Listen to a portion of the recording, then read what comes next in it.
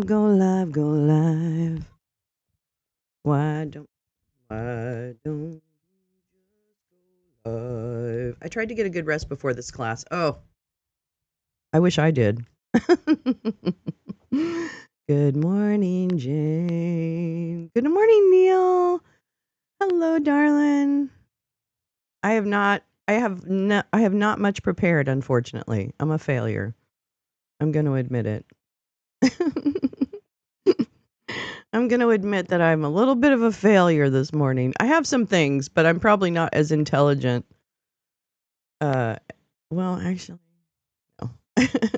I don't feel very on top of things today. Thank you so much. Oh my God. I was in that suit for over 2.5 hours. I'm going to brag a little bit. I won't drag it on. But I'm going to tell you, it was very, good morning, give me coffee. That was hard. Okay, I'm just going to say, it was great. I would do it again. I would do it twice. I would do it on my knees. But it really wiped me out. It was so great. Oh my God. It was so beautiful. I just was like close to tears of joy every time I looked around. Every time someone asked me, "Are you okay? Do you need water? Do you want me to hold your sign?" I'm just like, there are so many wonderful there's so many wonderful people out there. I really don't hydrate in the suit. I got to figure that out. Thanks, Tom.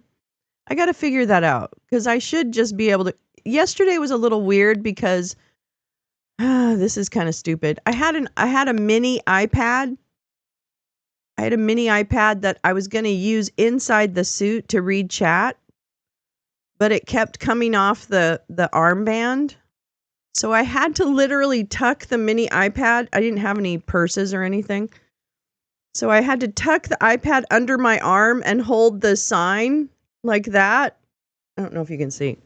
So like I had this mini iPad and I had it tucked under my arm like that the entire 2.5 hours. I know. Oh yeah, get a camel backpack. That's a good idea. I think I have one of those. I think I have one. I think there's a lot of things. I got to get a fan. For the summer, I'm going to have a fan. Yeah, Brondo has electrolytes. Carla, how you doing, baby? I'm so happy to see everyone. I'm so sorry I can't read chat. I mean, this is why I wanted the little iPad inside the suit. I think I have another solution to that, but we'll see. We'll test it next time. Yikes. It was wonderful. It was wonderful. And I marched with unions and I don't know. I just felt I had to make it to the end. It didn't matter how much it was like a little bit of a struggle, not a huge struggle. I don't want to go crazy. Okay. I'm not a fucking martyr, but it was definitely just a hard one from a handing, a body. My body got a little wrecked by yesterday. And it's not anybody's issue but mine. But there it is. Give me coffee. Give me coffee. Yeah, today's Fucked Financial Friday. There is definitely some fucked finances going around. I didn't prepare as well as I should for this show. I'm so sorry. I ended up sleeping yesterday after coming home and taking a shower. I wish I could. I might show you the picture of my feet because I literally took a picture of my feet. They were so dirty.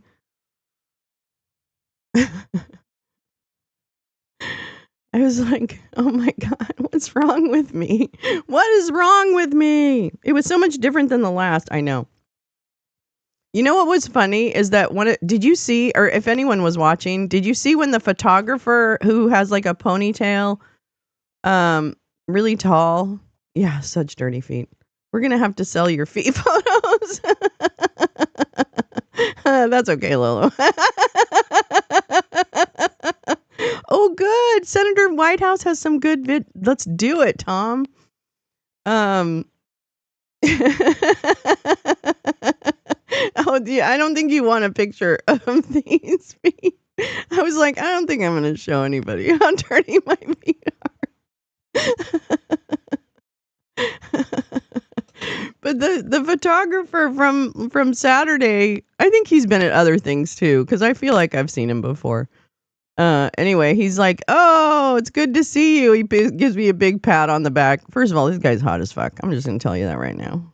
959. I know, we're so close to 960. Then we're only 40. We're only 41 away from 1,000. A foot job. That's a good one, Neil. That's a good one. We're close, just not that close. That's right. I love you, but I don't love you that much. Hot Photog. Oh my God, Jane. Holy. And then another photographer recognized me from other things because, fucking stupid. Yeah, Patreon content. I'll put it behind a paywall. For a random picture of really dirty feet. I didn't even get a good picture of them because I took the camera away and I guess the light was low and it didn't expose all. So it's a really weird photo. Actually, it's a really weird photo. I might just put it. Yeah, dino feet. Carla. OnlyFans Dino. Does Democracy Dino have an OnlyFans? Why, yes. Yes, she does. There's a lot of hot tub content on it. There aren't that many Democracy Dinos around. Hey, but I met up with people yesterday who want to do more dinos. And so hopefully they found my, I think they found my YouTube and that has my contact information. But I'm really hoping to connect with them and we do more stuff. We do more blow up animals. I think that's great. A foot bath. We've done that, Jane. I stepped on glass during a Lolo's lounge once, and I had to put my feet in water.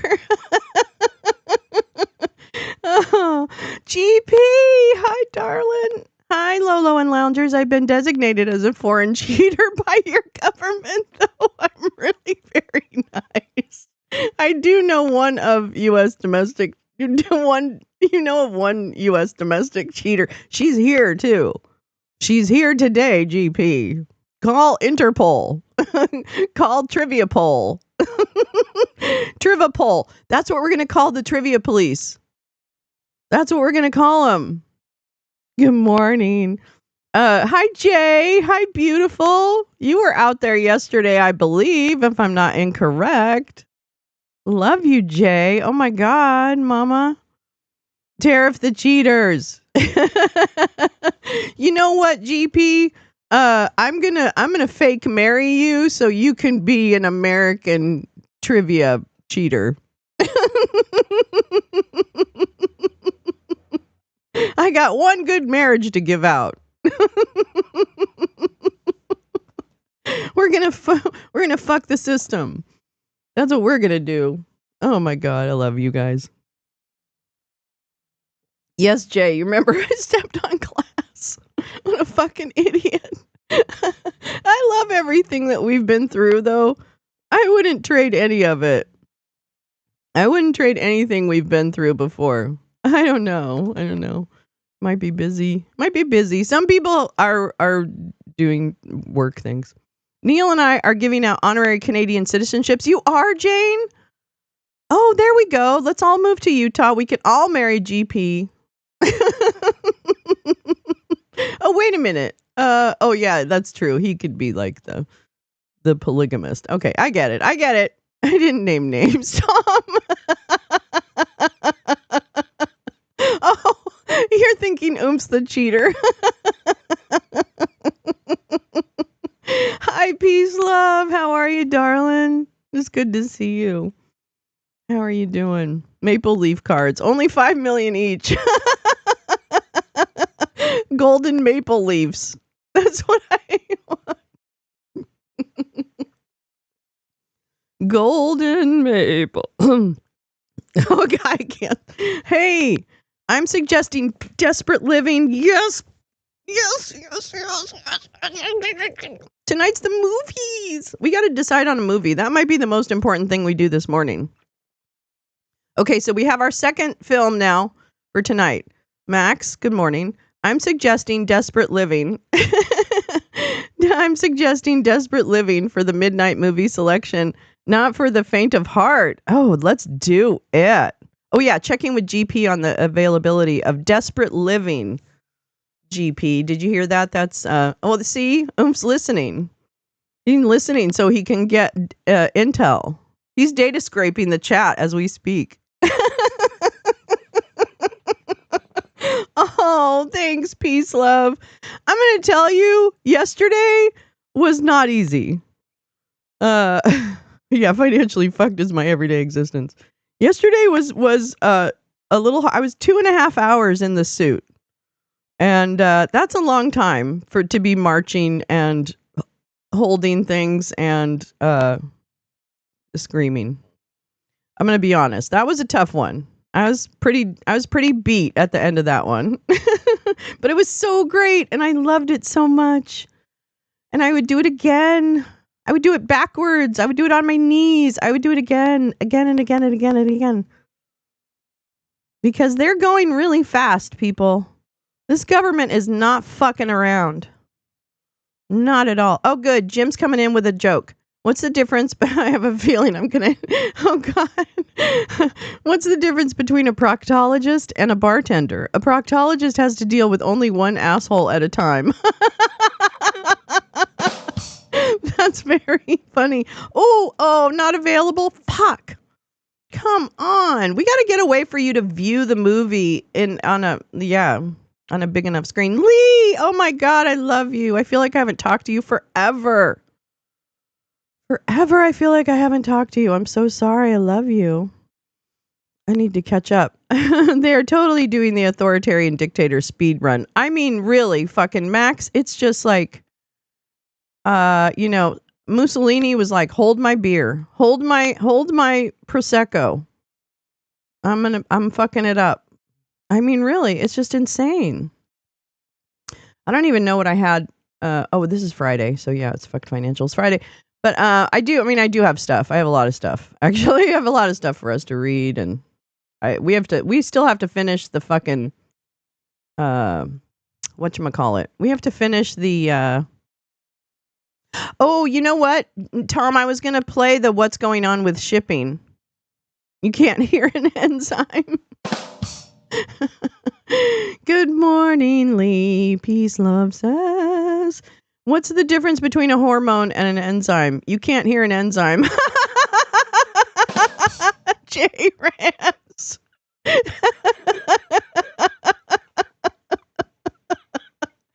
That's probably the best hormone joke I've ever heard. And, because, I mean, the bar's low, but still, that's probably the best one I've ever heard. Oh, my God. Let's see. Oh, I do have some stuff. I do. I do.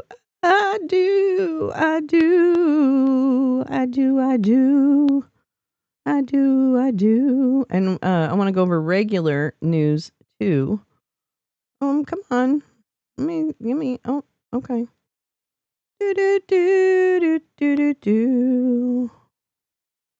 Okay. And then where's the other one? Oh, yeah. Oh.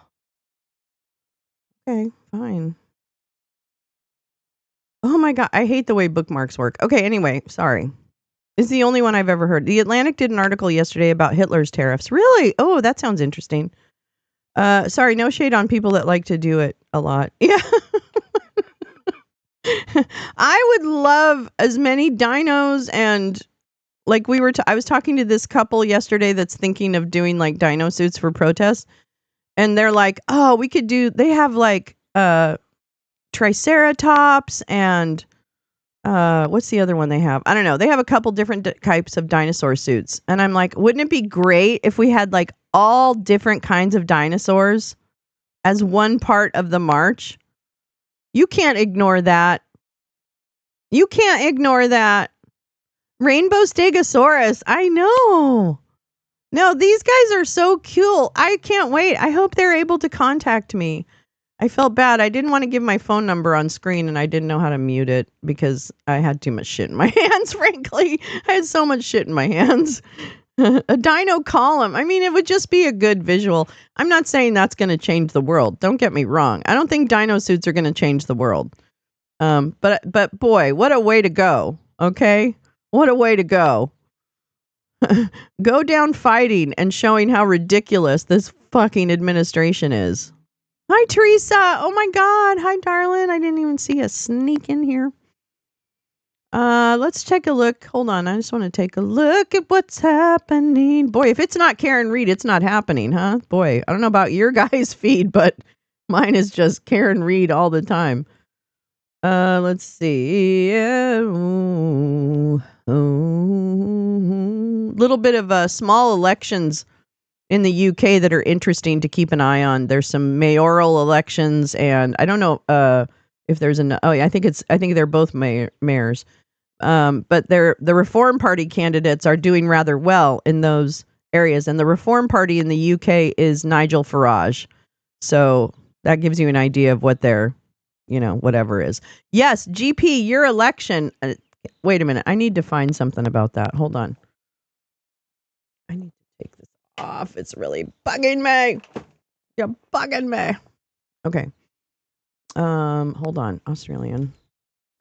I was trying to find something on them this yesterday, actually. Elections, and then I got distracted by this damn Reform UK thing. Let's see. BBC? No. What poll saying? Oh, hey, this is Al Jazeera. Not a bad source. Let's see. La la la la la la la la la la.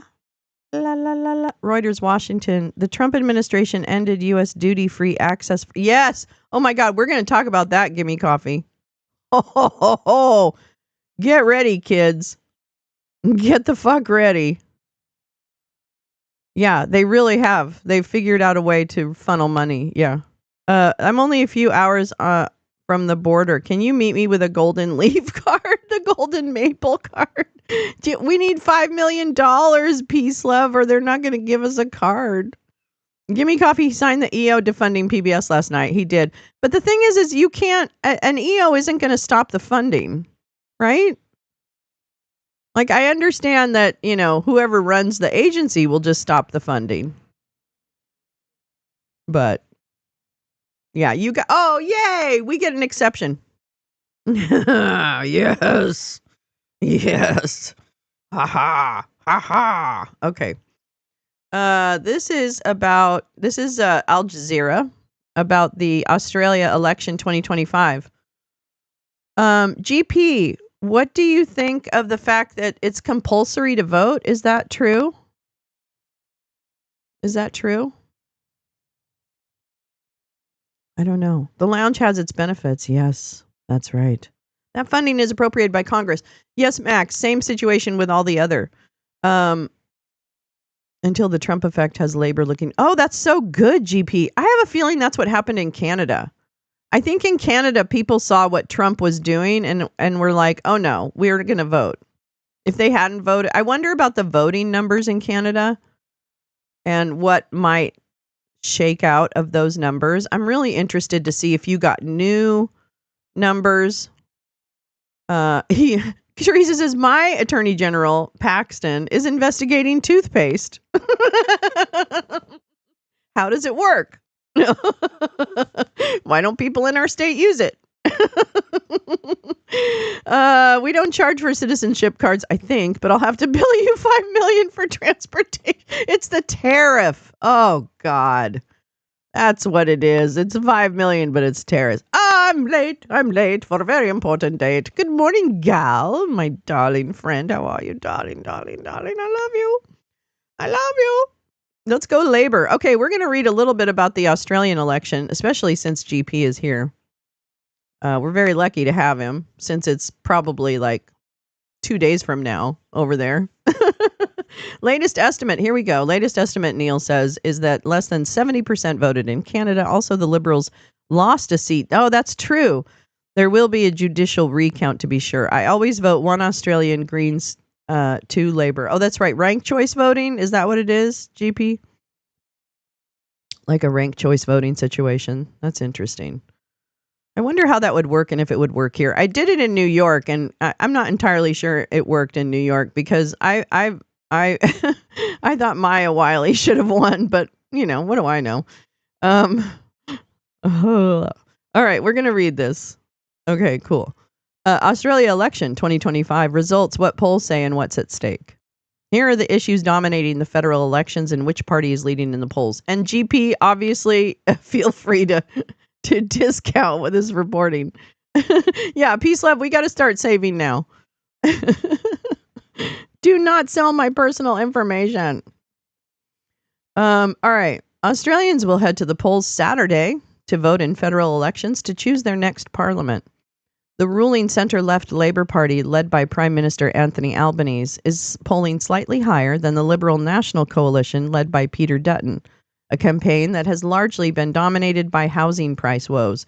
So between those two, GP, if you're still here, so you're saying Labour, okay, and Liberal National Coalition. Okay, interesting. All right. Is the Liberal National Coalition worth its salt? GP, are they worthwhile?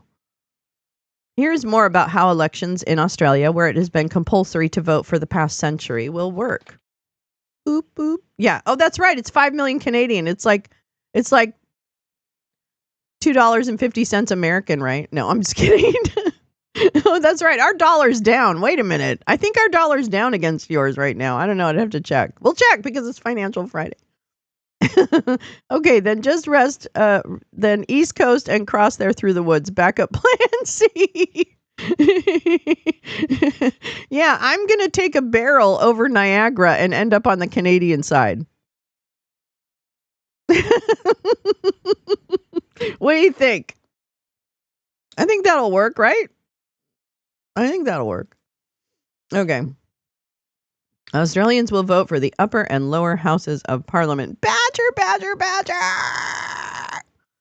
Peace love. 5 million Canadian, $3.63. Yeah, pick an easier place. I know, right? Is there any river that goes up through Canada? I could just hide in like a, I don't know. I will figure it out. All right, here we go. Australians will vote. Okay. Voters will elect representatives for their area, members of parliament, to the lower chamber, the House of Representatives, which initiates or proposes most laws. There are currently 151 elected members of the House who hold their seats for 3 years. However, this year, the House will shrink to 150 elected members due to a redrawing of electoral districts. It's the longest land border. You got options. It's so true, Jane. There's many ways. Voters will also elect representatives for their state or territory to the upper chamber of parliament, the Senate, which reviews the laws passed by the House. There are 76 elected senators who hold their seats for 6 years. This year, 40 of those seats are up for grabs. Holy moly. Australia is using Elon Musk Starlink. Okay, listen, Jim, you're so right. Starlink is everywhere. And it's bullshit. I just bought this t-shirt. That's why this ad's coming up, because I just bought this t-shirt. Okay. To form a government, a party needs to win a majority. That's the first time that's happened. Like, oh my God, that's actually a website I went to. To form a government, a party needs to win a majority, at least 76 seats in the House of Representatives. If no party wins an outright majority, the party with the highest number of seats forms a minority government by collaborating with smaller parties or independent members. Besides Labour and the Liberal National Coalition, a number of independent and minor parties are also vying for seats. Oh, here we go. Okay, so the monarch, then the governor general, then the federal government. Parliament. Senate is the upper house. Lower house is the House of Representatives. Initiates most laws passed by, and then these guys review laws passed by the House. 76, representing 12 per state and 2 from each territory. They hold their seats for 6 years. 40 are up for election or re-election or open. 550 elected members representing each of Australia's electorates. All 150 seats up for election in 2025. I guess that's probably like ours. What time do the polls open in Australia? More than 7,000 polling stations across Australia will open from 8 a.m. to 6 p.m. Because Australia has multiple time zones. Here's a breakdown of the times. Okay, we don't need to go into that. Unless you need to know. But you're already done. You mailed in your vote. You're cool. Damn, I thought you Canadians were nice. Now you're trying to take my money. Can people vote at other times? Australia has more than 500 early voting centers, which opened on April 22nd and which will close on Friday, May 2nd. About 4.8 million Australians had already cast ballots as of Thursday. Whoop, whoop, whoop, whoop, whoop. How many Australians are there? I mean, how many Australians are there? Oh, 3.625 million. Oh, okay. Sorry. I thought it was $3.63. Okay. During the early voting period, overseas Australians may vote at overseas voting centers, which include embassies and consulates. While it's not compulsory for overseas Australians to vote, they must notify the AEC if they're not voting. That's so great. There's also a remote voting system in Australia that opened on April 22nd. Small AEC teams travel by car, plane, helicopter, or boat to collect votes from remote communities. They have visited remote locations and islands, including the Cocos Islands and Christmas Island. Australia also has a postal voting system.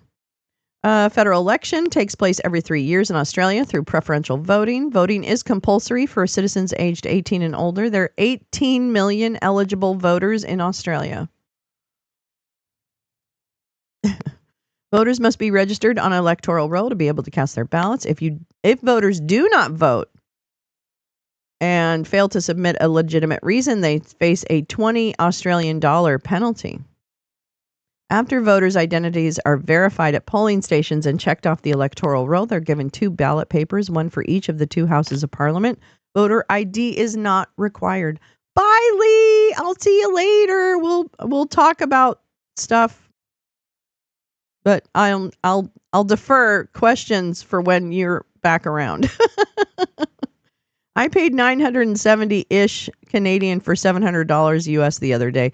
That's terrible. That is just terrible. Man, these robber barons are just like getting on my nerves. Bye, Lee. Everyone say bye, Lee. After identities are verified at polling stations and checked off the electoral roll, they're given 2 ballot papers. Voter ID not required. A green ballot paper is for selecting representatives for the House.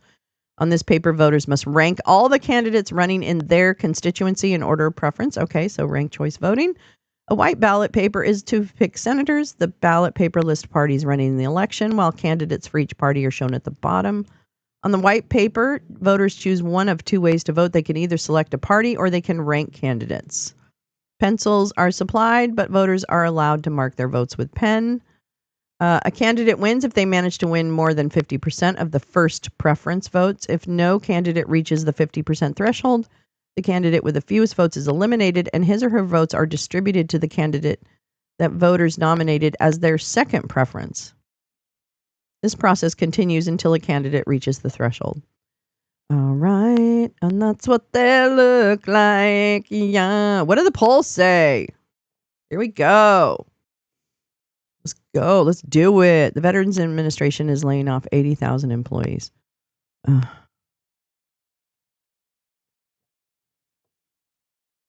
Yeah. Okay. Opinion polls from YouGov suggested Albanese Labour Party was leading Dutton's coalition by a narrow margin in the 2-party preferred vote as of Wednesday.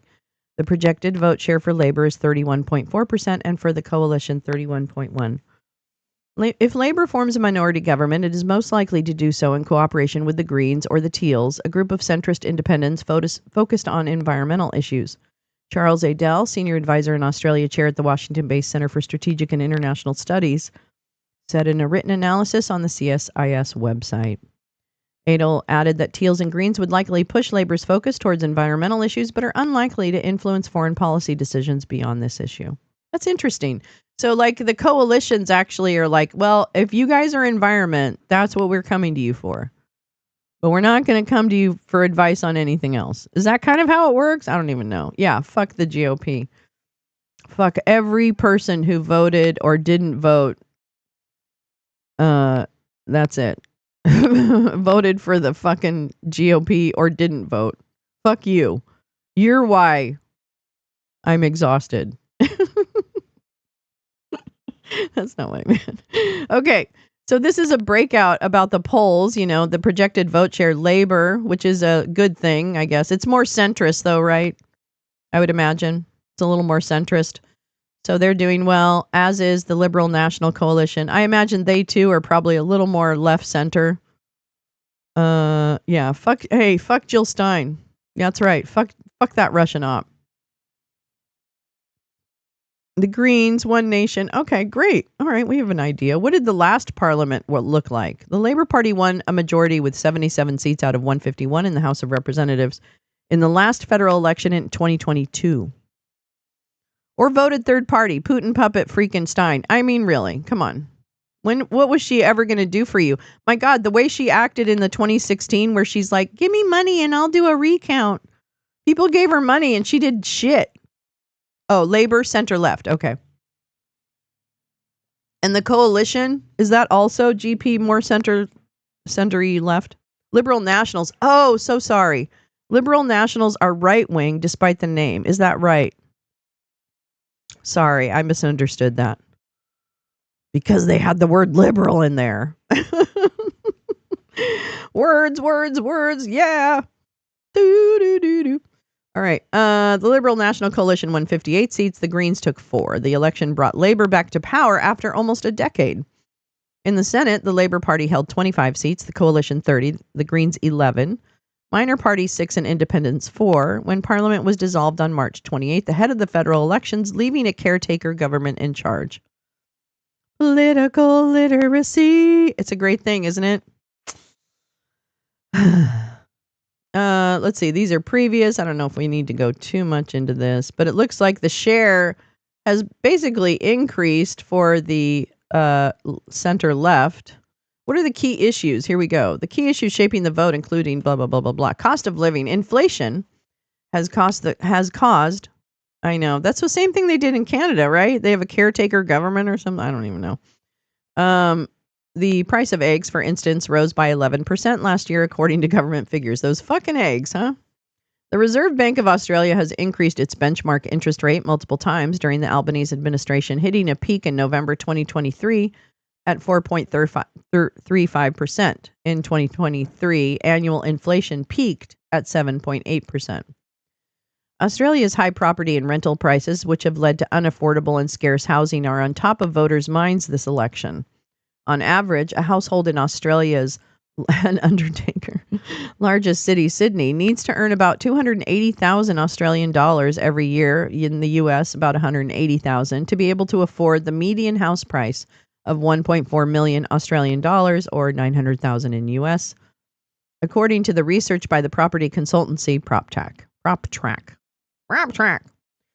The city ranks as the second least affordable out of 94 urban centers globally, according to the International Housing Affordability Survey by Demographia, written by the American urban policy analyst Wendell Cox and published in 2024.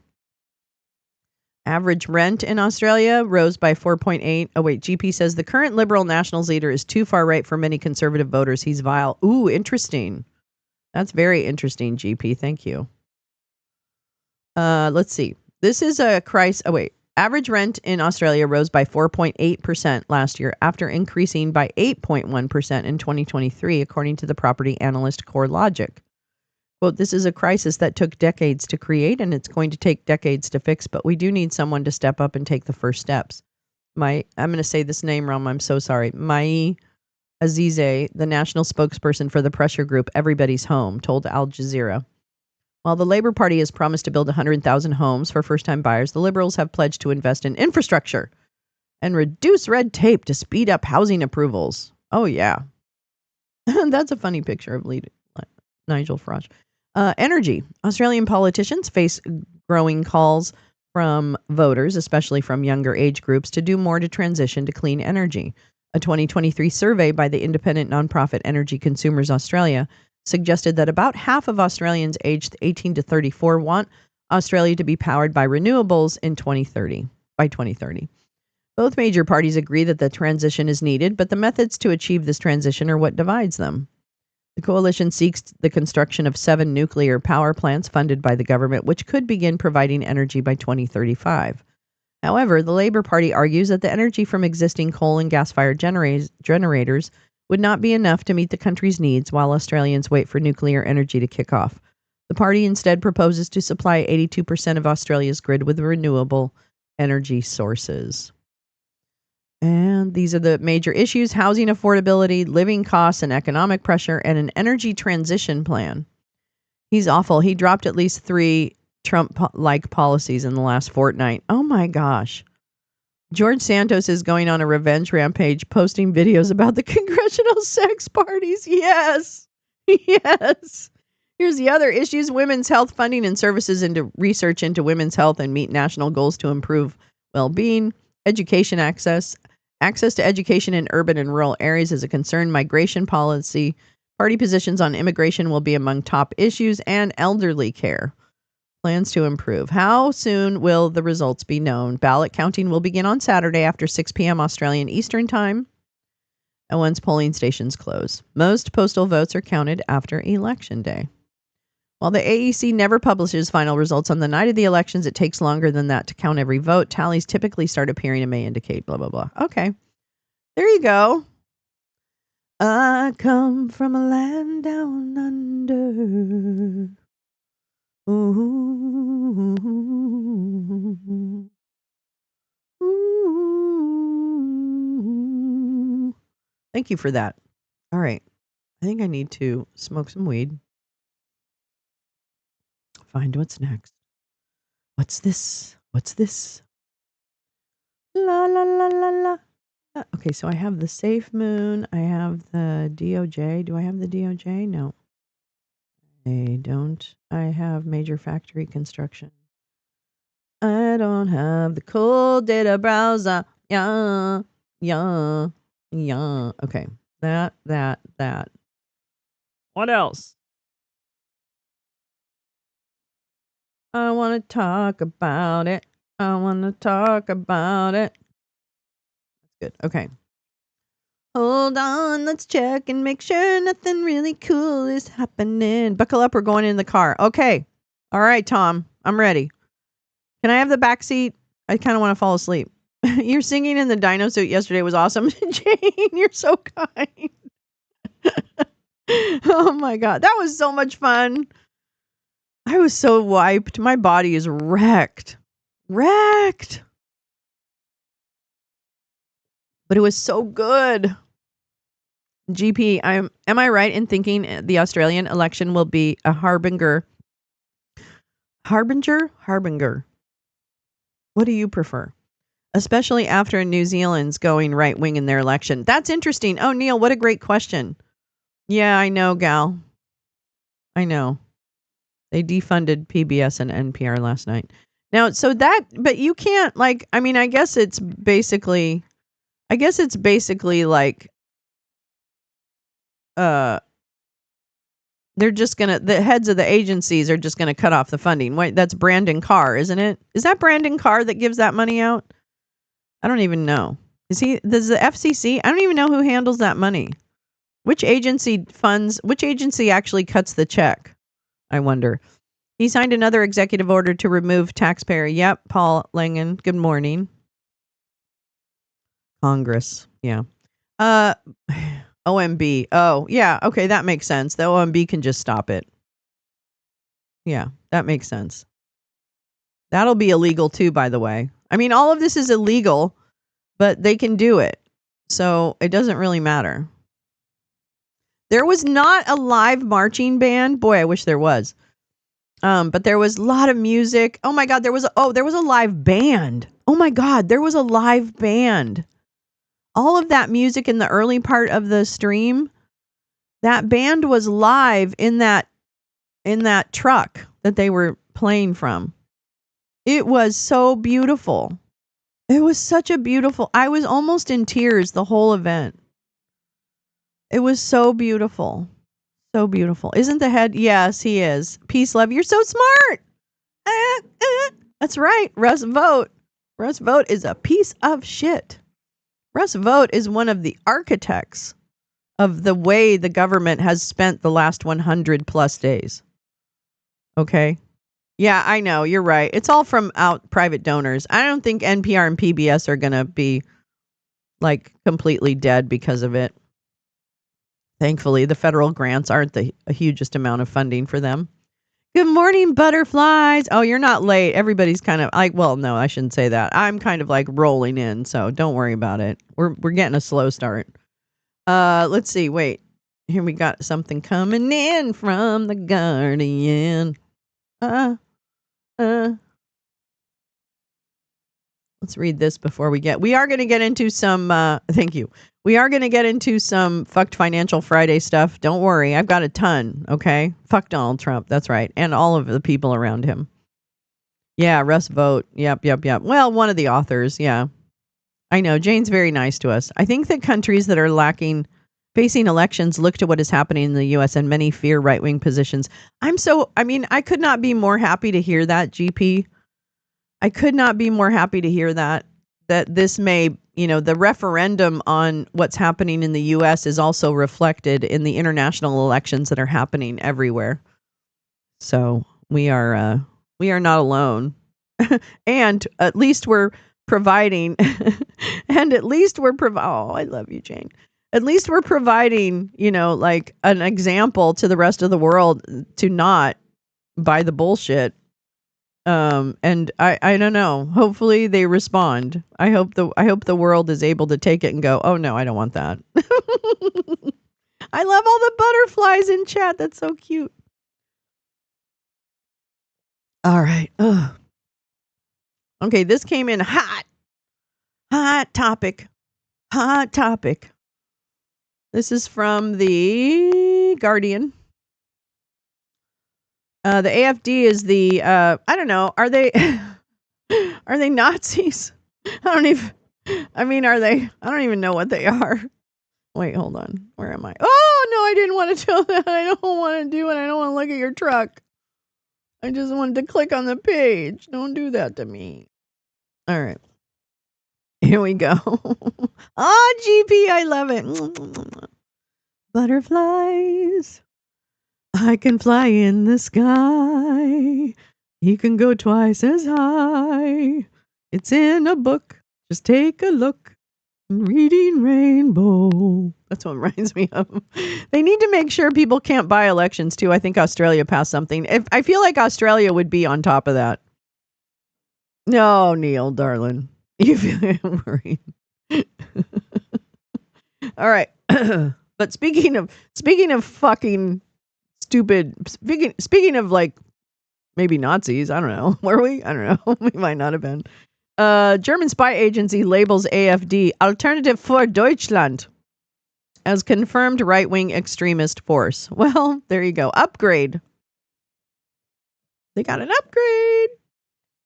From suspected threat will mean greater surveillance of the party that came second in the last election. Wow. Yeah. Is it just me or is anyone else's PTSD of white trucks coming back? I know. Wait, what did Jim say? Jim said something harsh. Uh-oh, I missed it, I think. Butterflies are free. I'm happier to see you than GP. Carla, I'm not as familiar with the politics of this time period. Are you? I'm wondering if the waltz move is a scheme to repeat this. Ooh, I just want to take a look at this. I know, we jump. In this show, we jump. Okay, wait, what's this? And, I heard about this. Wait, no, Gal, I heard about this yesterday.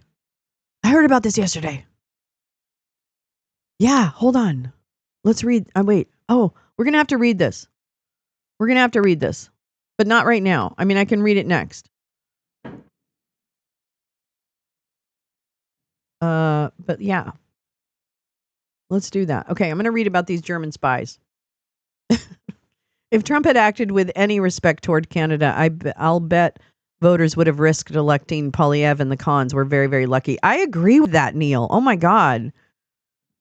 Oh my God. If like, and I cannot put enough of a fine point on this.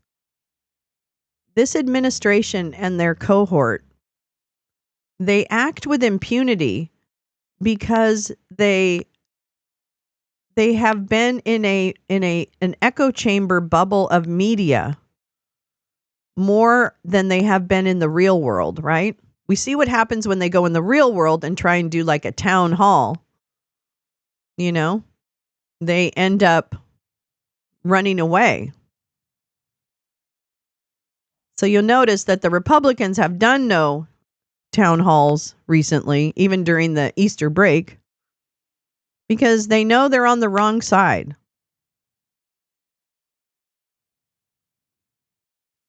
So it's very important. Trump posted he was going to take Harvard's tax-exempt status this AM because they deserve it. Yeah, I saw that.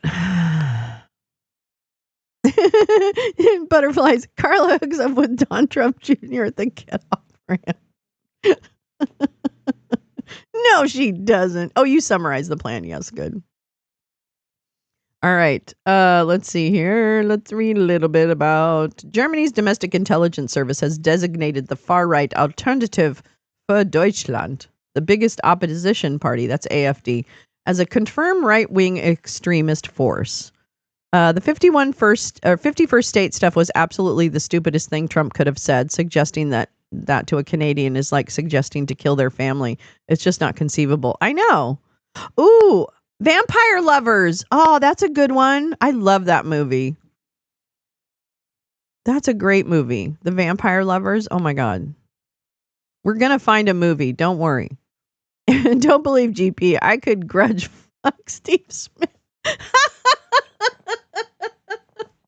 Carla, I'm not Steve Schmidt, but I could probably Red Sparrow someone if I was about 30 years younger. And not feel too bad about it. You know what I'm saying? It's a job. It's a job. Somebody's got to do it. All right. The biggest opposition party as a confirmed right-wing extremist force, meaning authorities can step up their surveillance as critics call for it to be legally banned. The Federal Office for the Protection of the Constitution previously considered the anti-immigrant pro-Kremlin party a suspected threat to Germany's democratic order, with 3 of its regional chapters in eastern states and its youth wing class as confirmed extremist. The AfD, which came in second in February general election with just over 20% of the vote, said it would challenge the BFV's decision in court. The BFV said it had concluded that racist and anti-Muslim stances advanced by the AfD based on an ethnic ancestry-based understanding of German identity were incompatible with the free democratic basic order set out in the country's constitution. It added that the party aims to exclude certain population groups from equal participation in society, to subject them to unconstitutional, unequal treatment, and thus to assign them a legally devalued status. Oh, that's what we're doing. That's what this administration is doing. The decision will clear the way for tougher measures to monitor the party for suspected illegal activity, including tapping telephone communications, observing its meetings, and recruiting secret informants.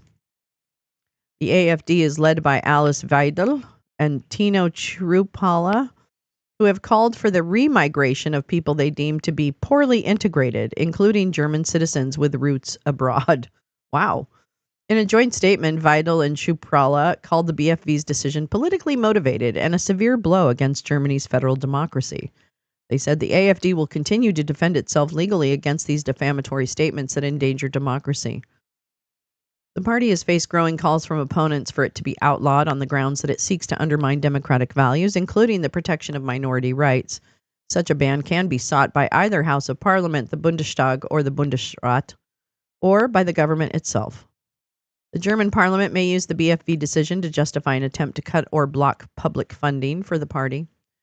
But Olaf Scholz, the outgoing Social Democratic chancellor, warned against rushing to outlaw the AfD, Some opponents of a ban say it could backfire and help promote a victim narrative within the party. Well, it's going to promote that. They're going to use whatever narrative they need. They're going to use whatever narrative they need. My name is Mirkala. I mean Carmilla. I mean Marcilla. Twins of Evil, GP. Twins of Evil, 1971. God, Max is going deep. I love you, Max. Thank you so much. I can find some movies too and put them in Discord and see if they work. I feel badly that you're like pulling all these movies out of your hat. Germany scares me. I would have thought they would have been more aware of far-right movement. Well, I think they are. I think they're just trying to let everybody do their thing. And that's what Schultz was trying to say, is that if you try to restrict them, they have such a big presence, they'll use that to recruit. And that may or may not be true. It probably is true. But that I don't know if that means you do nothing, right? Like, I don't think you do nothing, because that's how we got here. When there's no pushback on these groups, these far-right groups, then they go ahead and continue to, they'll grow regardless. They'll grow regardless. And the bottom line is that I think this is the right thing. I just think that, you know, like we have to push back. I mean, we didn't push back, and this is where we are. That's what I feel. I don't know. I could be wrong. I'm wrong. I'm wrong pretty often. Next week, Friedrich Merz, the Christian Democratic Union leader, will be sworn in as Germany's new chancellor after his conservative bloc won February's snap election. However, his party has lost ground since the vote, with several recent polls showing the AfD in first place. What? Merz will lead a center-right government with the Social Democrats. Their coalition agreement bars any explicit or tacit cooperation with the AfD. Their coalition agreement bars any a policy that all the mainstream parties have called a critical firewall to protect German democracy. However, Merz has faced calls from within his party to treat the AfD as a normal opposition force in order to prevent it casting itself as a political martyr. Just don't be scared. Hi, Anita. How are you, darling? How are you? How are you, babes? Merz himself faced fierce criticism in January for accepting AfD support for motions in Parliament to restrict migration, which Schultz, before the election, branded an unforgivable mistake. Well, apparently it was forgivable, because there he is. So, sorry, Schultz. The AfD won a record number of seats in the election, theoretically entitling it to chair several key parliamentary committees. However, the BFV's decision could make other parties less willing to lend their support for such an outcome. Analysts say the new government will have a limited window to win back voters' trust or risk the AfD winning outright at the next general election planned for 2029. The party, which has about 51,000 members, has made strong gains over the last year on the back of voter frustration with immigration policy and an ailing economy. It came first in Thuringia's, I don't even know what that is, regional election in September, marking the first time since the Nazi period that a far-right party had won a state poll. In the same month, it also performed well in two other former communist regions.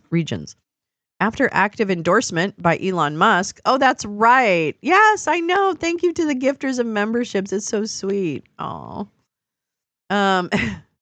What scares me is that they let it get to this point. I would have thought they could have seen this coming. Maybe they were missing critical thinking too. What do I know? I'm just an American. I mean, I agree with you. There's a lot of sensitivity around extremism and far right and Nazi regalia, if you will, in Germany, and laws against it. So I'm not sure why they let the AfD kind of slip through as close to Nazi as their parties come, but I don't know. I really, this migration issue is really, the way they position migration is so, yeah, they're influenced by Russia. Absolutely, Jane. Migration is used as a weapon. Migration is used as a weapon against democracy, and I just can't. After active endorsement by Elon Musk during the campaign, the AfD achieved the best national result for a hard-right party in Germany since the Second World War.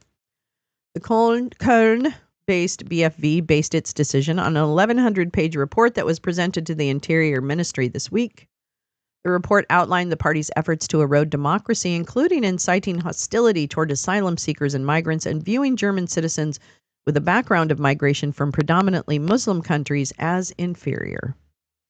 Political analysts and security authorities say that the AfD, which was founded 12 years ago by a group of Eurosceptic professors, has become more radicalized with each change in leadership, particularly when the country faced an influx of refugees in 2015-16. Okay.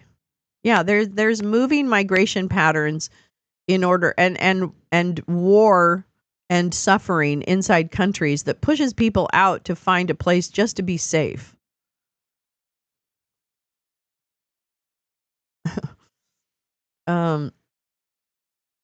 Political analysts and security authorities say that the AfD, which was founded 12 years ago, I said that already. Benjamin Winkler, wait, I know that name, of the anti-extremist Amadeo Antonio Foundation, welcomed the BFV's decision, blaming the AfD for increasing the influence of radical groups while stoking racist and anti-migrant sentiment in the wider population.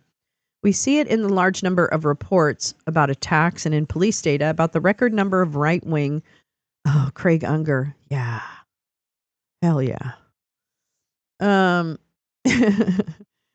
Police data about the record number of right-wing extremist crimes in Germany, he told the news channel NTV. The AfD also calls repeatedly for a break with Germany's culture of historical remembrance of the Holocaust, using thinly veiled Nazi slogans, which are outlawed in Germany. In an online chat with Musk in January, Weidel referred to Adolf Hitler as a communist. Okay, that's it. Oh my God. Thank you for that update. I like that. That's a good update. Just quickly to Henry Kissinger. This thing about Mario. I call him Mario all the time. God damn it. This thing about Marco Rubio taking on responsibilities at the National Security Advisor. Gal, do you think they're going to bring in Flynn for that? Do you think this is his? Why haven't they done anything with Flynn? I think Flynn overshot the cannon. Because remember, Flynn and the Flynn fam were all over like RFK for a minute, right? They were anti-Trump for a minute. I have a feeling like Flynn got over his skis or something. I'm not really sure. I'm not really sure what's going on there, or if there's some, it just makes sense. No, I think they're going to keep Rubio for the purposes. Okay, thank you. Thank you. That makes sense. Yeah, I have a feeling like there's no. I think Jim damaged Flynn in a successful way. It's big. I mean, there's a lot out there about Mike Flynn as Q. So, yes, Jim. Thank you, Jim Stewartson. Here we go. Little summary from Gal Suburban. Henry Kissinger, who is dead. Yes. I always use the term, if you know me, I always think of people, people who should be dead, like they're so old, or you think they have been dead for a while, but it turns out that they're alive. Do you have situations like that? Well, I always had that with Henry Kissinger. I literally thought Henry Kissinger was dead for about 20 years until he actually did die. So I Kissinger people where I say, I'm going to Kissinger you because I thought you were dead, but you're not. I'm still using the Kissinger as an adjective. You've been Kissingered. Oh, GP, what's the matter? What happened? I don't do anyone. You guys are funny. Please, no Kissinger. Oh, Lee, I love you. I know Henry Kissinger was a fuckwad, and even then we knew it.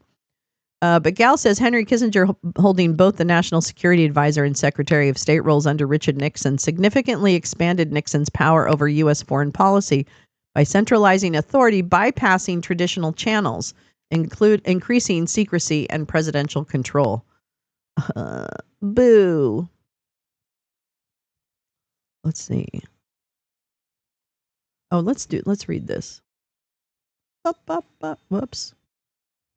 All right.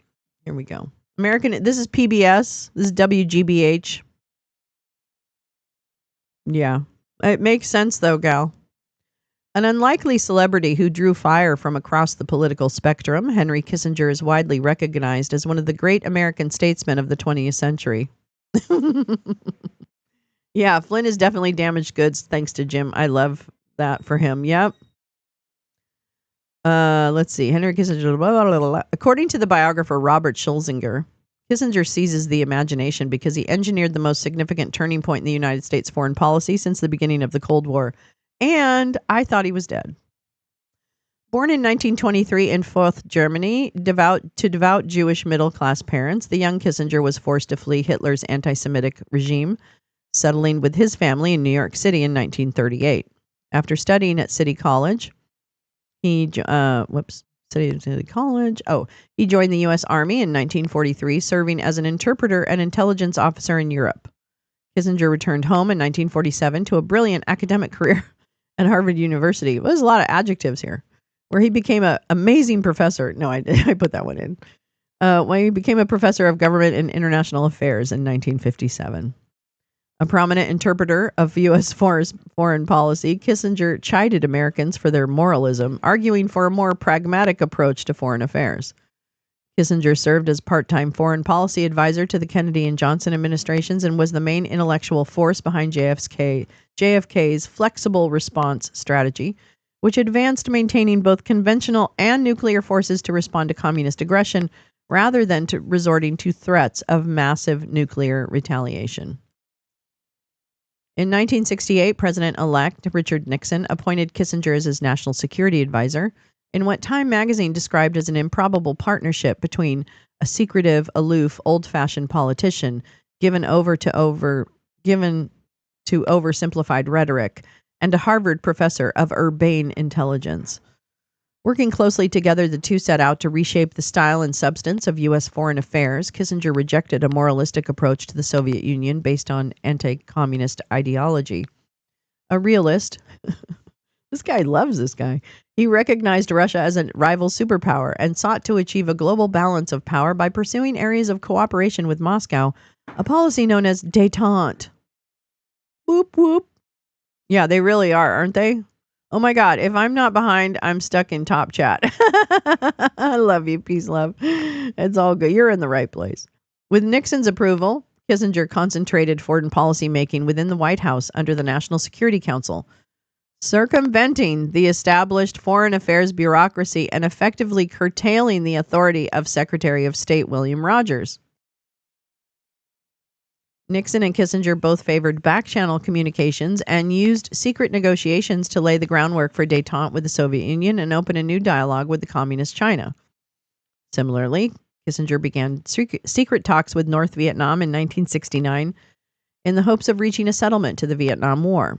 At the same time, though, he counseled Nixon to increase bombing of North Vietnam and to expand the war into Cambodia and Laos. With the July 1971 announcement of his secret meeting with Zhou Enlai, Kissinger emerged into the limelight, achieving unprecedented international celebrity. The formerly obscure, he was with some beautiful mural model. My wife and I were having dinner at a restaurant in NYC, and I heard this weird voice at the table behind us. I recognized it immediately. It was Henry Kissinger. He was 5 feet tall. Oh, he was with a beautiful 6-foot Euro model. Well, now he's 6 feet under. Oops. Oh, that's wrong.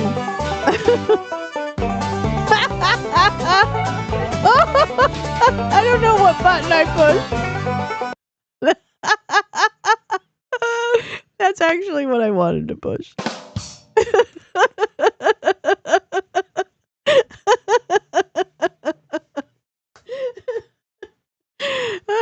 You could stick that model in the ground straight up and down and he'd be at the bottom. She might be down there too. In 1973. That was perfect. I'm glad I know where that button is. All right. In 1973, Kissinger shared the Nobel Peace Prize with Le Duc Tho for secretly negotiating an end to the Vietnam War. It's the Kissinger hoedown. The same year, he replaced William Rogers as Secretary of State while remaining National Security Advisor. Instrumental in brokering an end to hostilities in the 1973 Yom Kippur War between Israel, Egypt, and Syria, Kissinger then embarked on an intensive shuttle diplomacy effort to help mediate the long-standing Arab-Israeli conflict. When Nixon resigned in August 1974 and Gerald Ford took office, Kissinger retained his position and his unprecedented influence on foreign affairs. While he continued to pursue détente with Russia, the policy grew increasingly unpopular. Conservatives charged that détente allowed the Soviet Union to build up its military arsenal at America's expense, while liberals accused Kissinger of pursuing the policy while ignoring human rights within the communist bloc. During his last years in government, Kissinger frequently came under attack from Congress, the media, and the Republican Party, and saw some of his greatest initiatives reversed as détente ultimately failed. As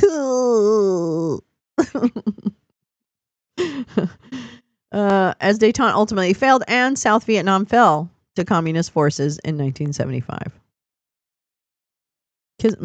Give that award back. Kissinger left office with the Ford administration in 1977. Blah, blah, blah, blah, blah. He's dead.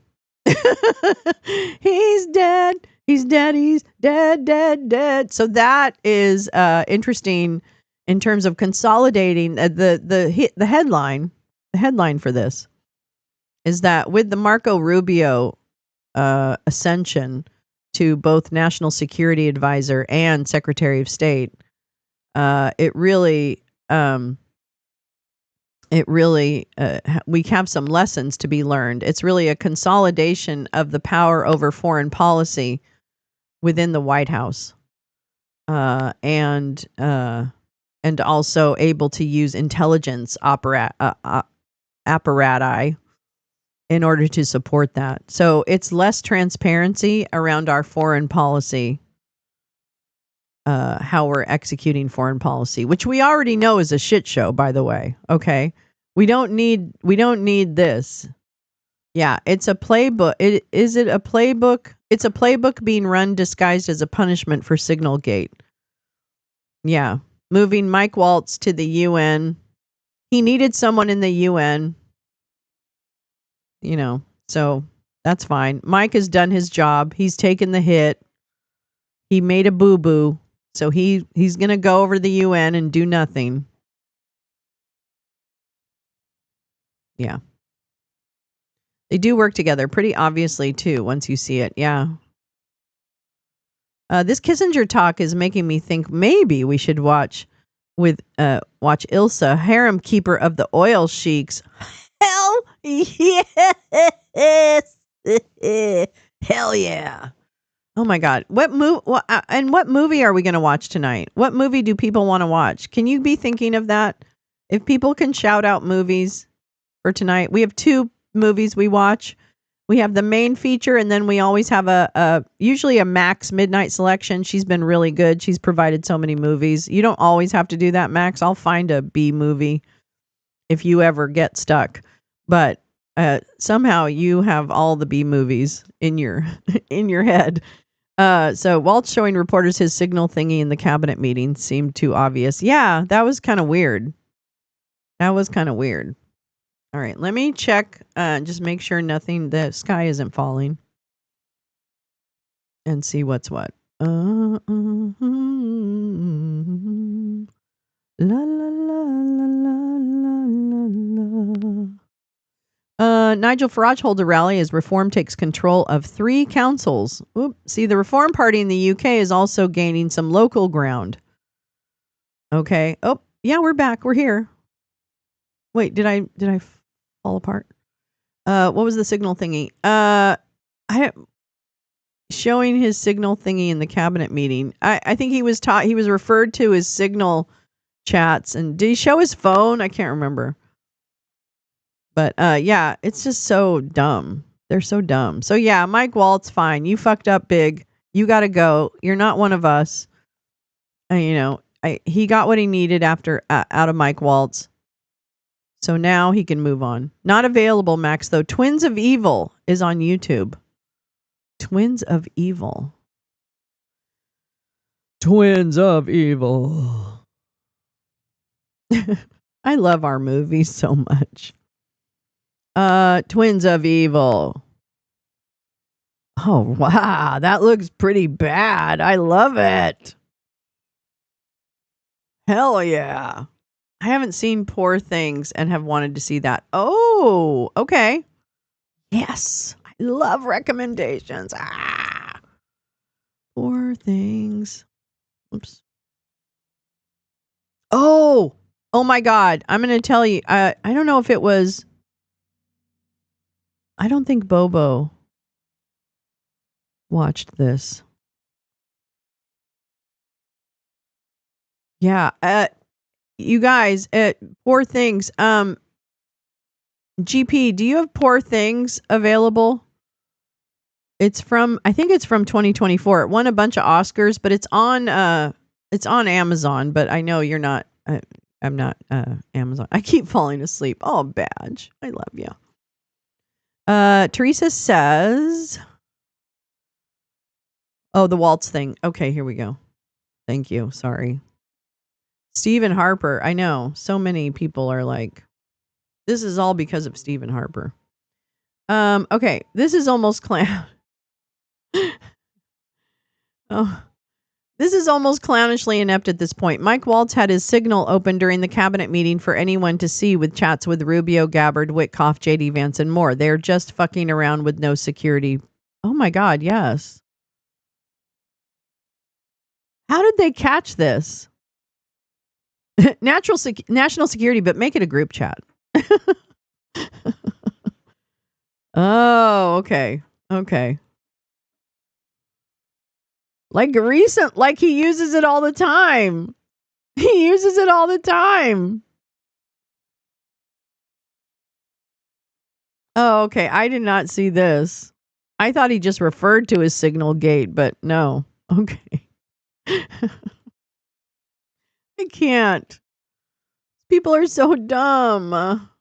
Why are you all so dumb? Anyway, this is one movie, Poor Things. There's that. It's a good one.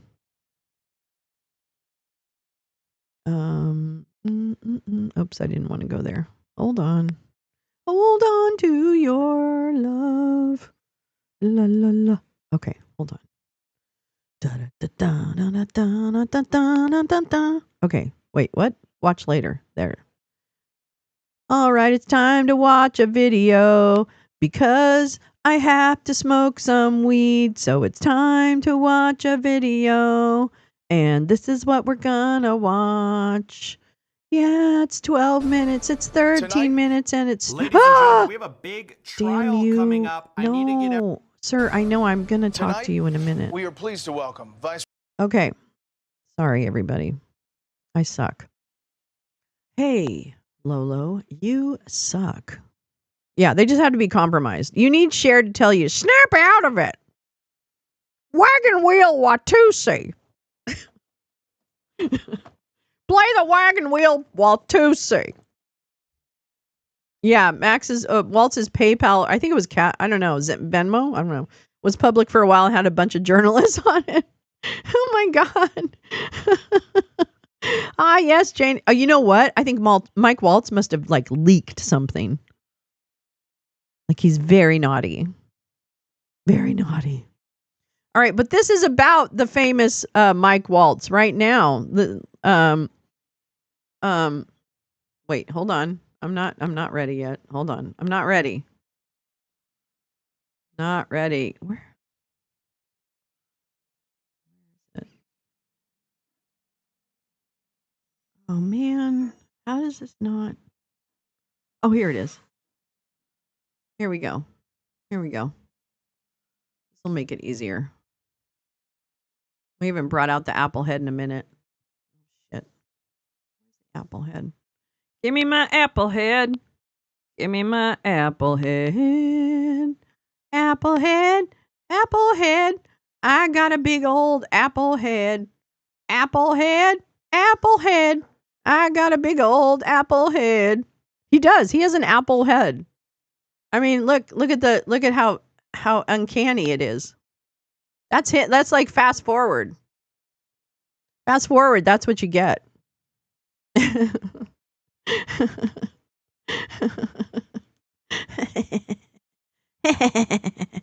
Okay. I'm gonna smoke some weed. Let's listen to this fuckwad. Fucking fuck.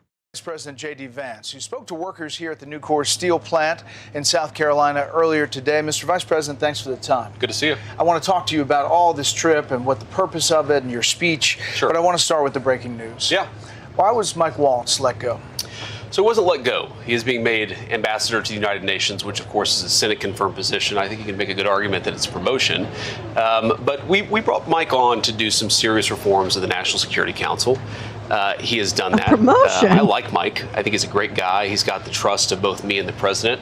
But we also thought that he'd make a better UN ambassador as we get beyond this stage of the reforms that we've made to the National Security Council. You saw the president announce that Marco Rubio is going to step in as interim leader of the National Security Council. So I think the media wants to frame this as a firing. Donald Trump has fired a lot of people.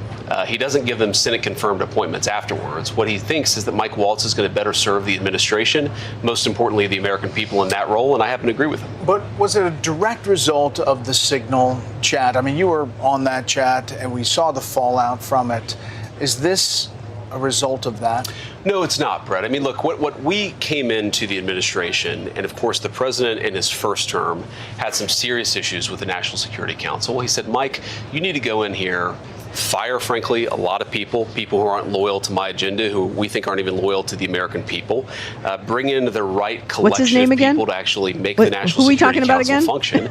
And Mike has done that. And now it's time for Mike to do something else because he's done the job that I think he was asked to do. That's interesting. Does he? If the president wanted to fire him over the Signal thing, which, by the way, was a total nothing burger of a story, he would have just done it. But he actually decided it's better for Mike to be in this new role. He's given Mike the new role. That's it. So what is the message to allies around the world? I mean, is Pete Hegseth safe as Defense Secretary? Are there other changes coming? Well, again, I think certainly yes, Pete Hegseth is safe, and I think our cabinet secretaries, you saw yesterday the president, they're all doing a great job. On Pete in particular, I think the thing that is most underappreciated about Pete Hegseth and the great job that he's doing is we came in with the military with a serious morale problem. Recruitment and retention goals in most of the major services were way off. Pete has brought a certain esprit de corps. Where's the data? I think a leadership style has inspired a lot of people to join the military. We're now exceeding our recruitment goals. So yes, we've got total faith in Pete, but even the question I think betrays a certain misunderstanding of what the goal here is. Mike Waltz. Are you telling me that this douche whistle's only job is as a talent manager? Are you kidding? That's literally what Hegseth is there for, is a talent manager? You're kidding me. That's how I'm not describing Pete Pig's Breath that way. The vice president is describing Pete Pig's Breath that way. As simply a fucking HR. Esprit de corps. Look at all the esprit de corps. That's right. They got a lot of esprit de corps. This global movement has such a hold on the narrative. If you do talk about it, it's conspiracy, which makes it hard. Yeah, I know. People like to downplay. Although it's smacking them in the face. You know, I mean, it's going to smack you more in the face. And then we're going to feel like this. Oops, Pig's Breath's in the way. Get out of the way, Pete. Get out of the way, Pete. Where did I put him? Can't remember even what I called him.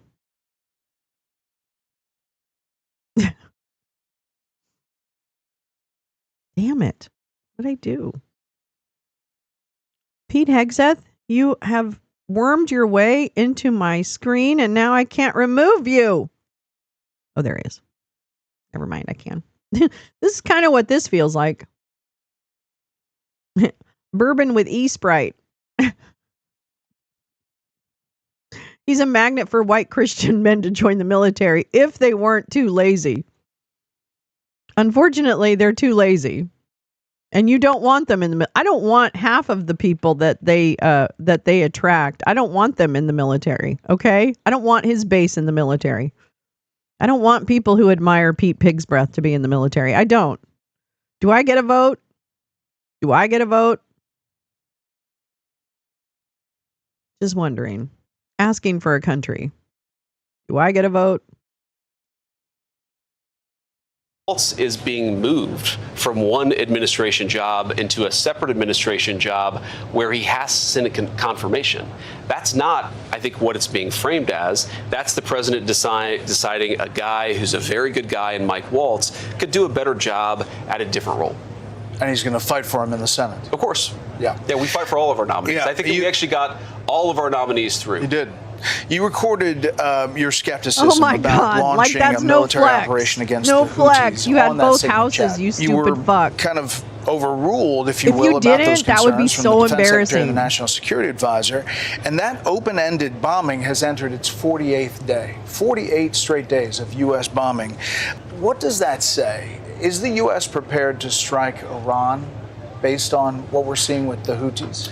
Let me say a couple things, Brett. First of all, if you go back to when those messages were leaked, what we were doing is having a private strategic conversation about how to message this to the American people. It's always important to explain what you're actually doing. Were you how to explaining ensure that some of the, frankly, our coordinates? allied countries that are underspending on Give their me own a break, defense JD. are actually Get the carrying fuck outta some of here. the burden. That was a concern that I raised about this particular operation. But I wasn't overruled. What happened is the president. I'm sorry, I no, it's apologize. fine. But the president. But let me be they clear. expressed concerns that they Yes. won the day as far as the policy. No, I think the president had made his desires clear, and our job is to implement it. And of course, part of implementing it is you talk about how best to do that, about when to actually launch a strike, and so forth. And that's what the signal chat revealed. And frankly, you know, I thought it reflected well on me. I'm obviously biased about myself, but about Mike Waltz and Pete Hegseth, that we were deliberating how to implement the president's agenda. Yes, Jim. I think that's what a good national security team should do. Yes, they are. But you asked about the Houthi campaign. I mean, I think, you know, we're already seeing signs that the Houthis 48 are saying days of no mas. straight bombing. They've been bombed. They've recognized that there are serious consequences. So are you to going to firing stop on American and other ships? So are you going to And stop I actually think we're bombing in a them? good place for the Houthis to stop attacking civilian vessels. Are- To okay. go back to doing whatever it is. Have the can someone give me no, I'm going to look it up. Hold on. Yeah, Congress is of course they're going to confirm. Everybody's getting confirmed. But my question is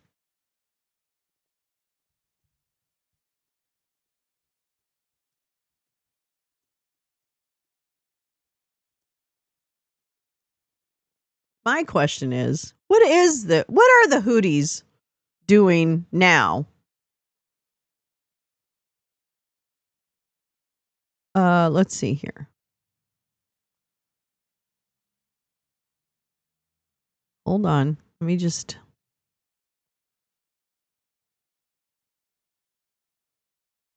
Let me see. Hold on. Let me just see. When is that? That's March. No, I need something more recent. I need something more recent. March. I don't want March. I need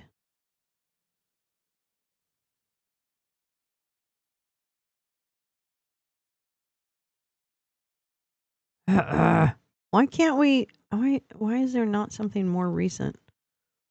Okay, I don't know what this is, but I'm just gonna okay.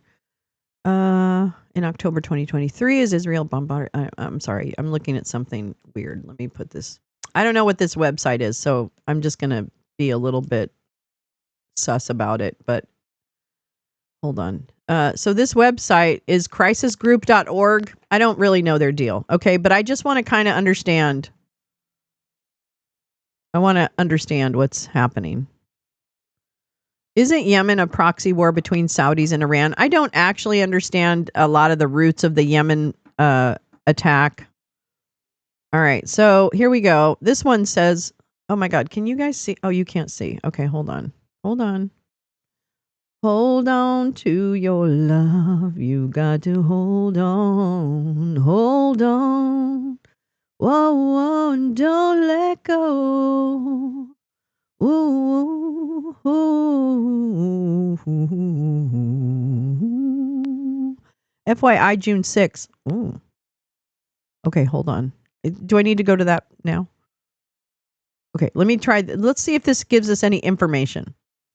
So what this little box says, if you can't read it, in October 2023, as Israel bombarded Gaza in response to Hamas attacks, Ansar Allah, the Yemeni group known as the Houthis, began firing missiles and armed drones at Israeli targets. The Houthis were acting in support of Hamas and in solidarity with Palestinians alongside Hezbollah and other members of the Iran-led Axis of Resistance. They've consistently linked their attacks to Israel's war in Gaza, saying they will stand down when the war ends. At first, the Houthis aimed their projectiles at Israeli territory, but when those attempts failed, they switched to striking Israel-linked cargo ships in the Red Sea. Since then, their maritime campaign has expanded to disrupt traffic in one of the world's most vital commercial waterways. The U.S. and other navies began escorting merchant vessels, leading to exchanges of fire with Houthis at sea and U.S. bombing of Houthi-linked sites in Yemen. The Houthis, a Zaidi Shiite movement, emerged in the 1990s, Yemen's northern highlands, developing over the years into a formidable military force. In 2014, they seized the capital, Sana'a. I'm not saying this right, I apologize. Sana'a, entering a prolonged war both with other Yemeni factions and a Saudi-led coalition that intervened the next year. There you go, Max. There you go. The Houthis control approximately 28% of Yemen's territory, primarily in the north and west, the most densely populated areas. They also hold long stretches of the western coastline, as well as most Yemeni islands in the Red Sea. So they're showing. That's the capital, Sana'a. This is Houthis. This section is Houthis. This is Yemen National Army, local tribal Islah aligned forces. This is the STC and local aligned forces in the darker red. This is flashpoints are this small area here. It says National Resistance Force is here in this very small lighter brown section. Looks like there's some Yemeni National Army inside of these areas. That was the STC. This one is the Shebwa Defense Forces and Giants Brigades in the darker brown. And then the slightly lighter brown, it's the Hadramaut Elite Forces. These are this is the National Resistance Forces. Sorry. Interesting. Let's see. Islamic State. Yeah, I think it is. Let me make sure. Am I confused? I thought when the president's cabinet was trying to get the agenda passed, it meant passing the bill through Congress, not doing what they're doing. Or am I wrong?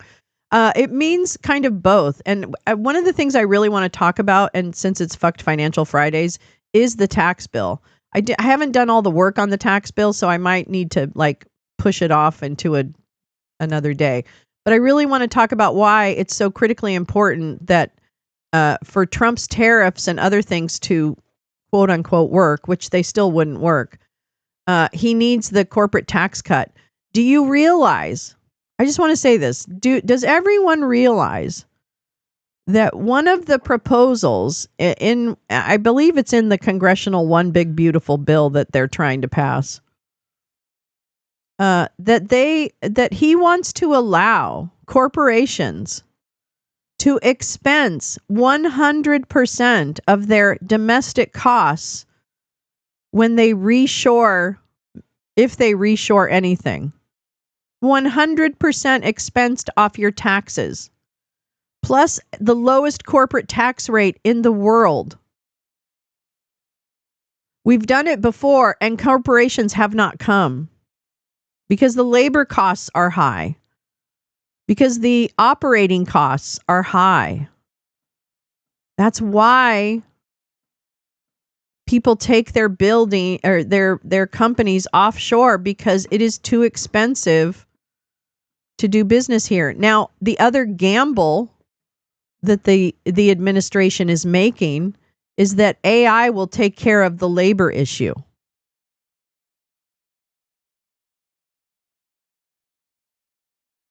I mean, really, this is like the most sophomoric approach to economies and that I've ever seen. Like children. And I know that it's like, well, but if this happens, that happens. And if this happens, that happens. None of that is guaranteed or true or has happened ever. They're counting on things that are just fever dreams. And even the fever dream will not end up good for us, the consumer, the person, the normal person. The price of shoes is going up 89% on average, so go buy some shoes now. Well, as of last night, the de minimis exception for small packages coming in from China was abolished. So now your tariffs on your Temu or your Shein or your other items that come from other countries are going to be tariffed like a motherfucker. You don't get any more de minimis exception for small packages. I think people don't really understand what that means. Like affecting them. This is going to be really interesting to see how this falls out.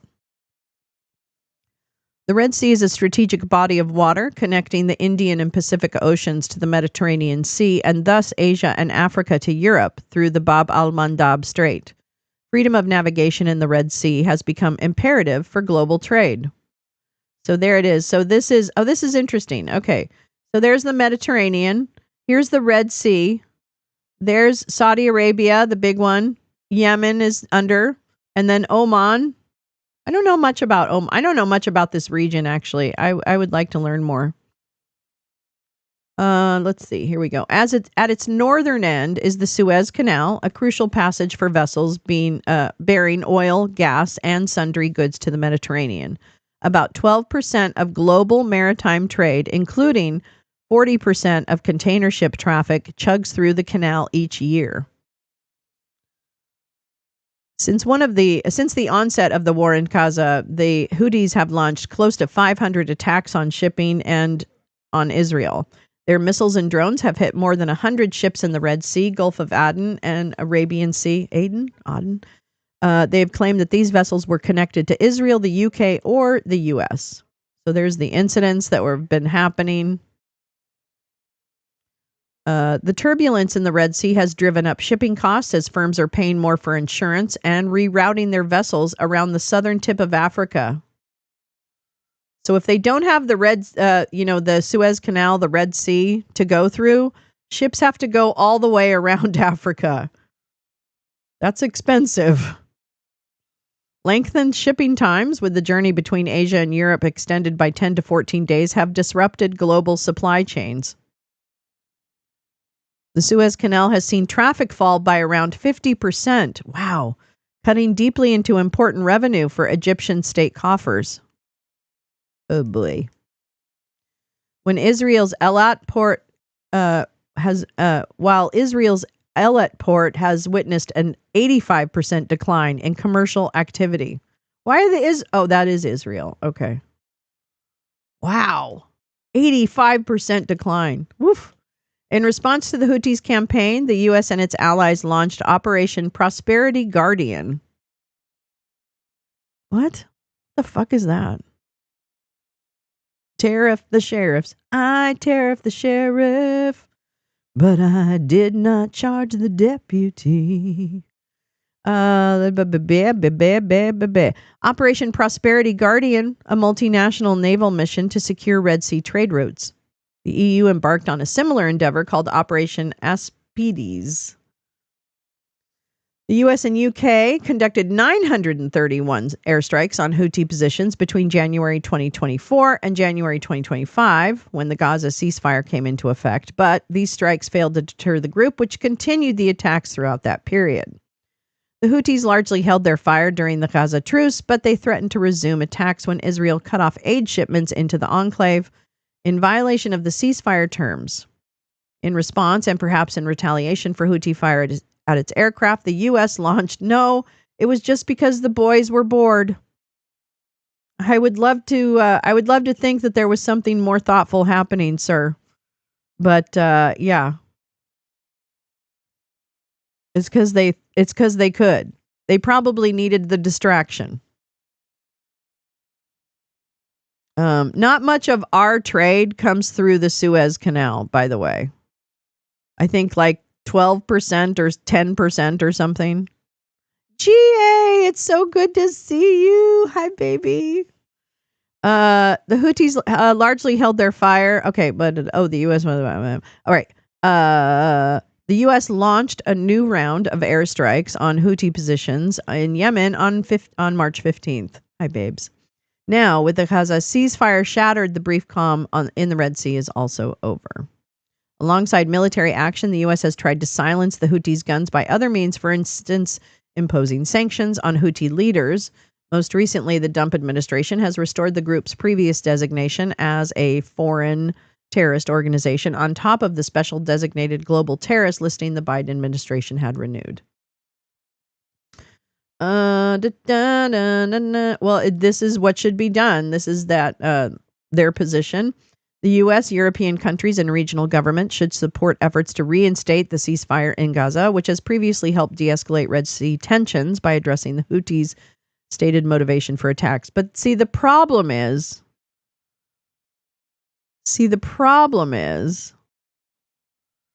the problem with this is that now, oh man, I just kind of, it left my brain. Hold on. Oh, the problem is they don't want to stop bombing the Houthis. They don't want to, because that's how they get at Iran. That's a thorn in the side of Iran, and so our government is not going to stop. I don't know why Saudi Arabia. I wonder if there's a large economic impact on them, Jim.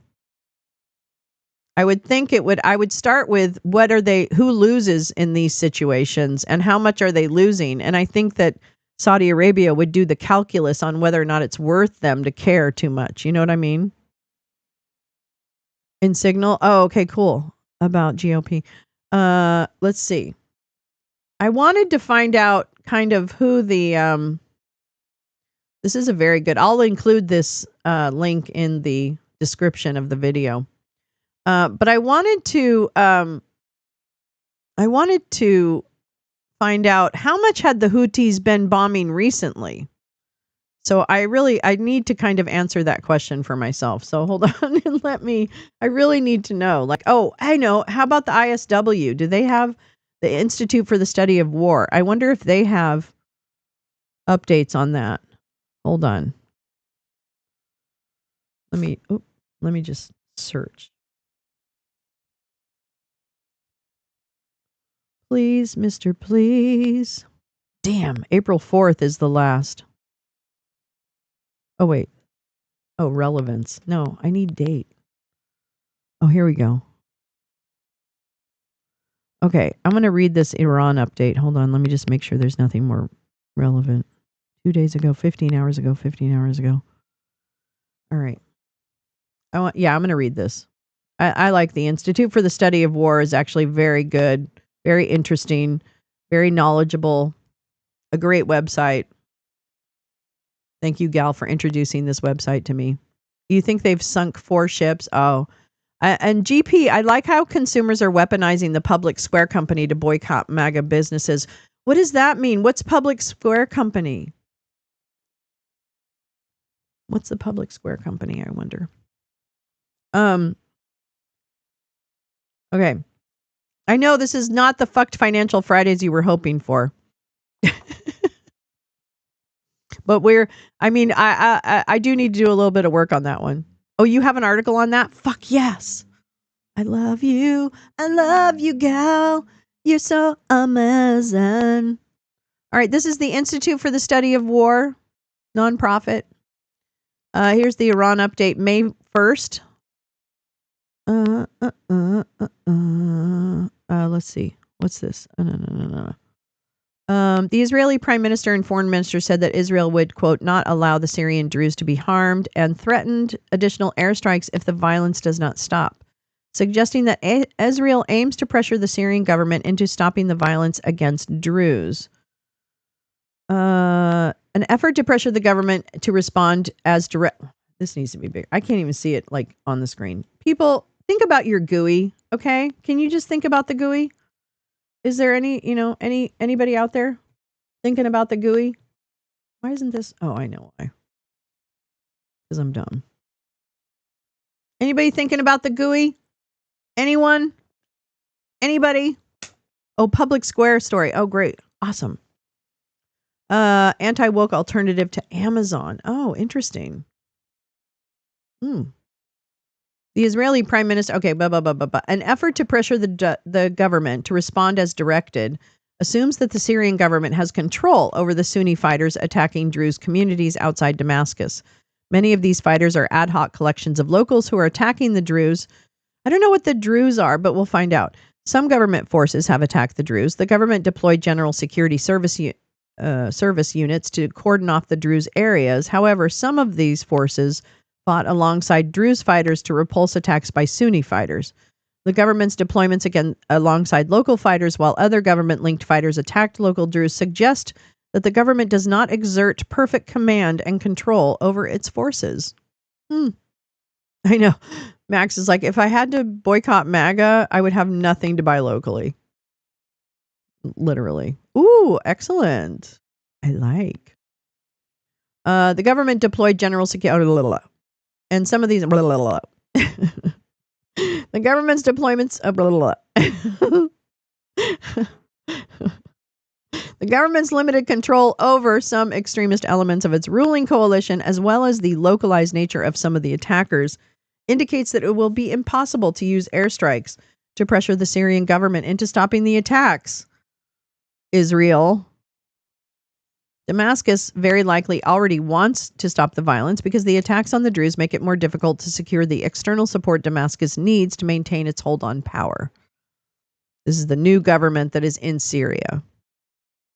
An Arab esoteric religious group from West Asia who adhere to the Druze faith, an Abrahamic, monotheistic, and syncretic religion. Thank you, so much for that.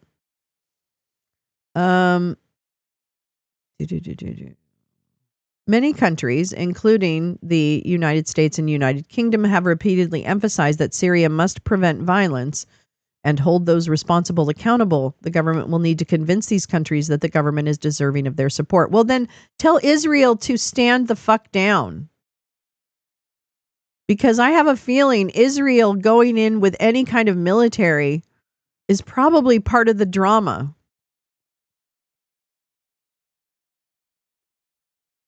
Oh, shit. I just spilled coffee all over me. Oh, well. I guess I might have been wrong. The airstrikes are unlikely to pressure the Syrian government to stop extremists from conducting attacks. The Israel Defense Forces Chief of Staff ordered the IDF to strike Syrian government targets if the violence against the Druze does not stop. The government's limited ability to demand that extremists stop their attacks means that even if the airstrikes did successfully pressure the Syrian government to make demands of Sunni fighters, it is unclear that government demands would have any effect. The government also has significant capacity issues, and airstrikes targeting the Syrian government will only make government efforts to stop the violence more difficult. Gosh, you know what? I think Bibi wants to take over Syria.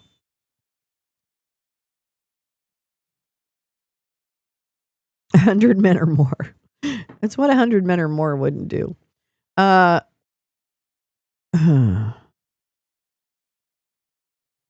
government has significant capacity issues, and airstrikes will make it more difficult.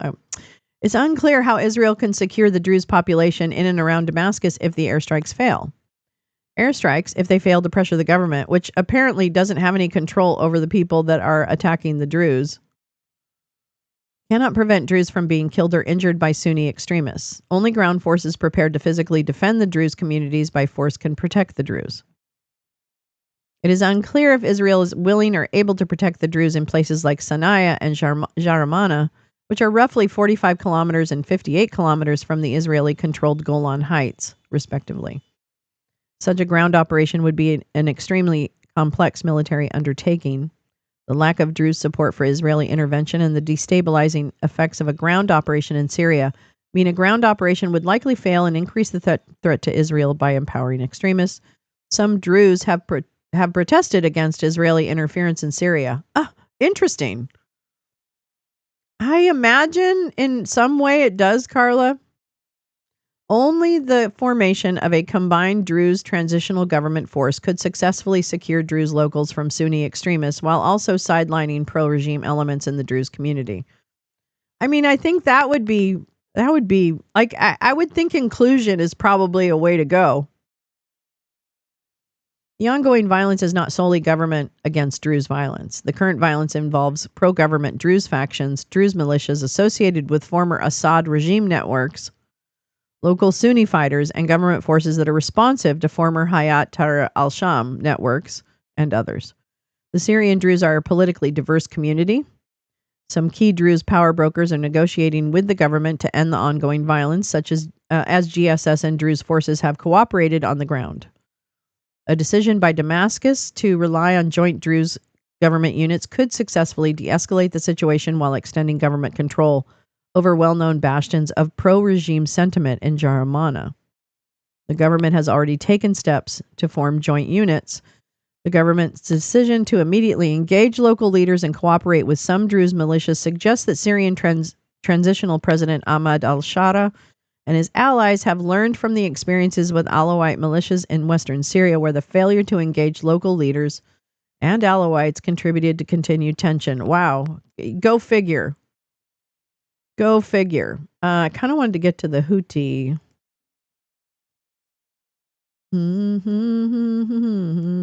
Oh, here we go.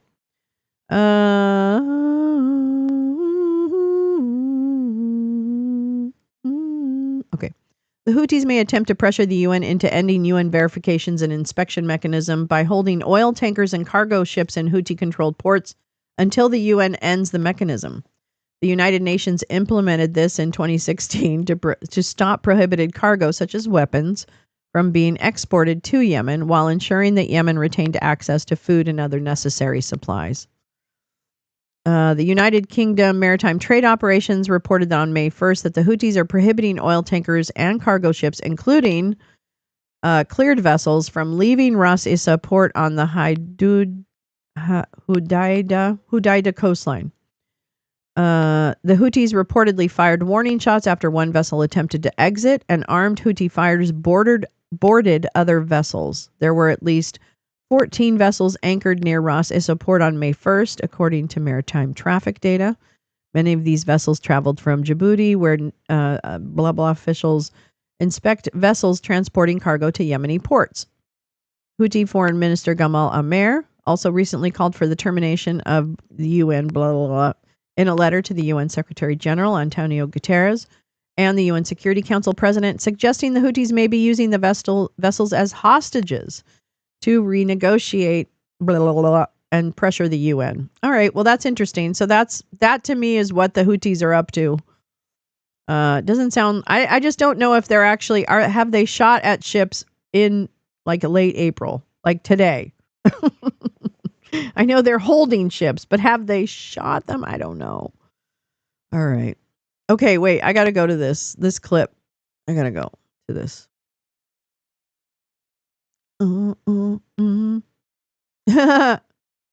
Gal, no. Bagram Airfield is not 1 hour away from China. China does not occupy Bagram, and it doesn't manufacture nuclear weapons near Bagram. This tyrant is a moron. Okay, let's play. He was out. I was the one that got it down to the 5,000, but we were going to keep Bagram, the big Air Force base, which is 1 hour away from where China makes its nuclear. That's what they do. They make their nuclear missiles, and 1 hour away from Bagram. Nope. And I said, you can't give up Bagram. They gave up Bagram, and right now China occupies Bagram. So sad, so crazy. One of the biggest air bases in the world, among the strongest and longest runways anywhere in the world. 1 hour away from where China makes its nuclear missiles. It would have been great to have what we were keeping. Where he was at, I was the one that got it down to the 5,000. That's a good one. I like that one. You have an article on the you posted another link. Shoot. Where's that link? Oh, here, the public square story. Yeah. Website for MAGA friendly businesses backfires as people use it for boycotts.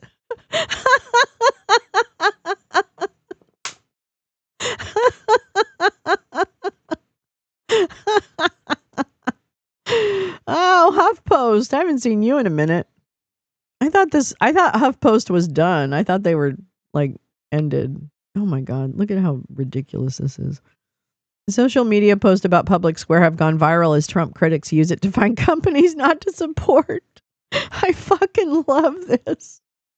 This is what happens, right? Like, this to me is like what happens. Wait, did I see this? What's this? Probably not. I haven't read the New York Times yet, so. Oh, that's good. Jesus. Thank you for saying something. My God, everybody. Okay. All right, let's go through this. A few years ago, Jeff was working for a California bank that asked him to look into getting the business listed on a website called Public Square. The bank's leaders were big supporters of Donald Trump, and Public Square was an ideal place to advertise it. Its website, which bills itself as the anti-woke online marketplace, is a hub of tens of thousands of... I'm so excited to see this. A hub of tens of thousands of businesses nationwide that want people to know they align with MAGA views and oppose so-called progressive priorities, like women's reproductive rights and diversity initiatives, illegal, due process, things like that. A progressive priority. What?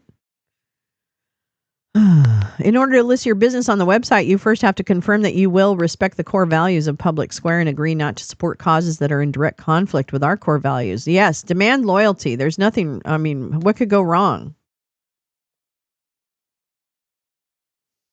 For far too long, American consumers and business owners who cherish family values and God-given liberty have been overlooked by mainstream businesses, the company's website states. It's time to embrace this community of customers and merchants by providing platforms, products, and services that enrich the way of life they hold dear.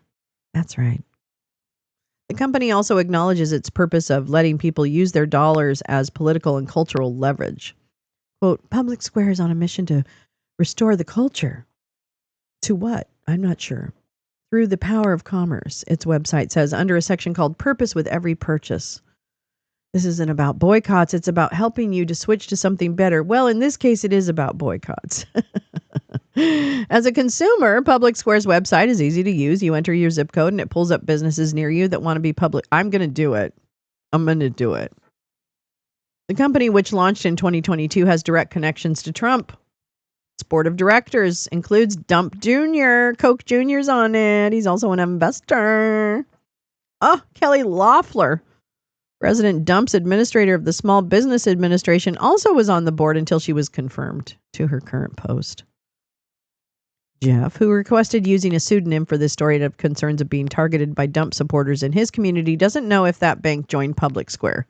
He soon left that job and went on to launch a communications firm. Fast forward to February 2025 when Dump is back in the White House, and destroying virtually everything he touches. He's tanking the global economy. He's hollowing out the federal government. It's not hyperbole to say he's pushing American democracy to its breaking point.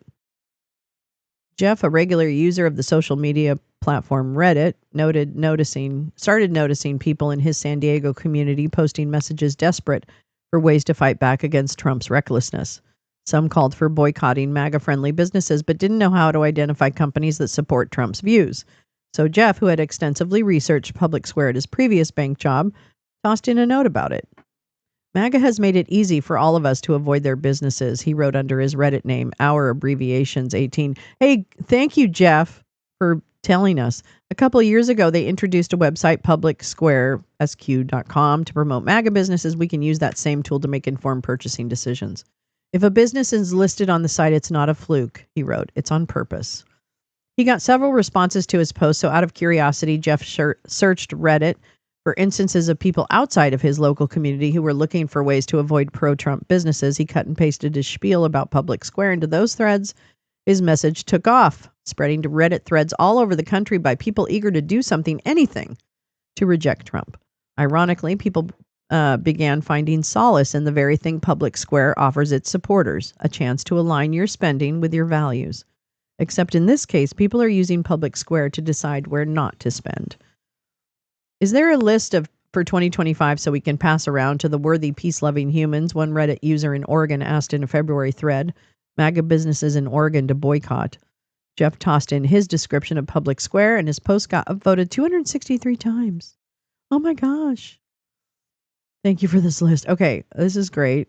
Okay. Is that Jeff? Oh no, that's Donald Trump. I'm like, who's that? All right. Whatevs. Wait. Let's see. I saw that. No.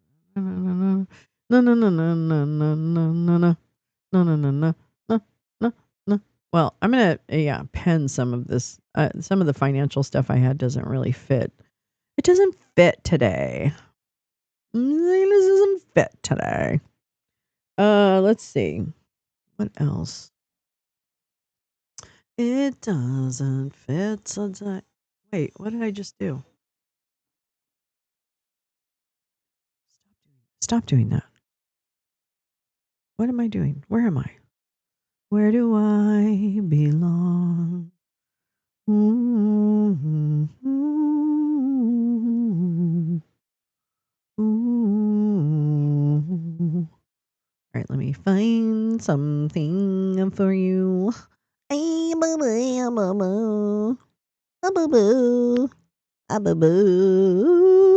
do. I have some other clips I want to play today. Oh wait, what was that? I'm going to read about the judges after. I just want to get through a couple clippies. But Justice Jackson apparently spoke out against the attacks on judges, and I think that's really important. Oh, wait, here we go. Sorry about this. Dear processing businesses. It's all over TikTok. Oh, like I'm not patronizing any ammo suppliers anyway. No savvy business or professional like lawyer is going to fuck their brand by going on there. God, I certainly hope not. I'm anxious to check. PDF and Signal. The White House released a partial budget proposal Friday calling for $163 billion in cuts to federal spending in the next fiscal year, pushing reductions to healthcare, education, and many other government programs while boosting spending on defense and homeland security by more than $1 trillion. The other thing, gal, I know he did try to create that. No, the other thing, frankspeech.com was supposed to be a storefront of pro-Trump businesses. Saw what you shared about Oklahoma schools teaching thousands of students on dumps debunk claims about, oh my God. But wait, what was I going to say? Wait, hold on. Oh, okay. So the budget. There was a really good rules committee on Monday, very late. I think it was on Monday into the night about this new budget that they're pushing through. We kind of need to get a handle on this. Yeah, $1 trillion for the Department of Defense and Homeland Security. And one of the items, and I shit you not, one of the items was a bonus for, was it for Doge employees or something like that? A bonus was in the budget that was $44,000 per person. I know. I really should. Actually, we might want to watch some of that. It's long, but yeah. So this budget, this budget that's being rammed down our throats, I can't even tell when it's gonna happen, but hold on.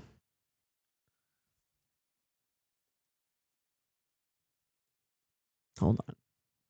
Hold on. Hold on. Hold on. La la la.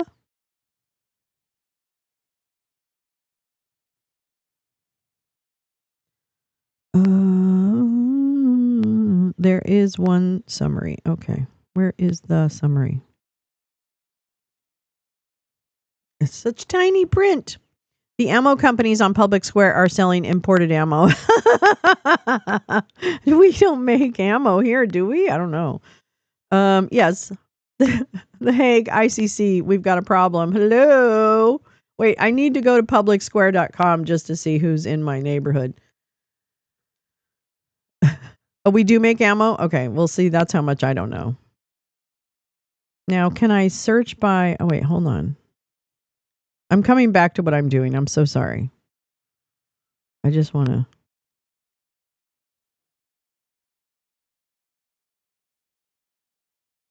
I don't have any... Wait, let me make sure. Oh, 0 results from my zip code. 0 results. Hell yeah. That's right. Fuck you. The ammo companies on Public Square. Oh, yeah. Well, yes, we make ammo. Wow, gal. Probably because it got enough pushback. They also voted against restrictions on being pardoned, on hiring pardoned J6 insurrection into government agencies. Yeah. So, okay, wait. I want to answer this question to myself. Hold on. Let me just, because this is very much part of what I wanted to talk about on Fuck Financial Fridays. Oh,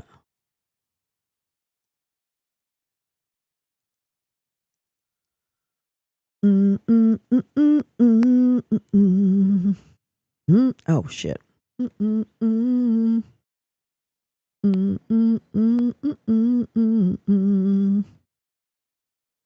Oh, here we go. This is probably a good summary.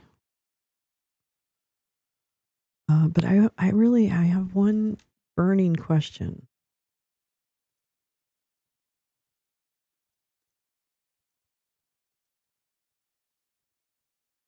Because there's something about the timing of him. Okay, here we go. Wait, that's from the White House.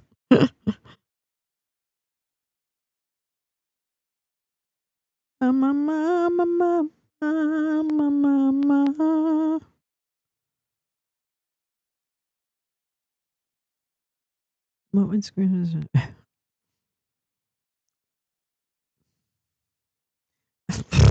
Okay, I'm not even going to read that because it's all like complete lies.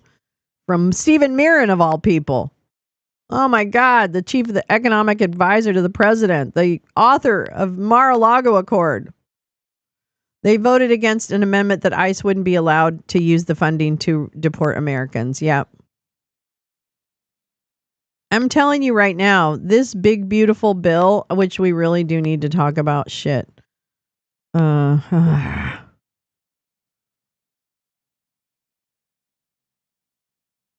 That's not, it didn't really answer my question. Okay. Fine.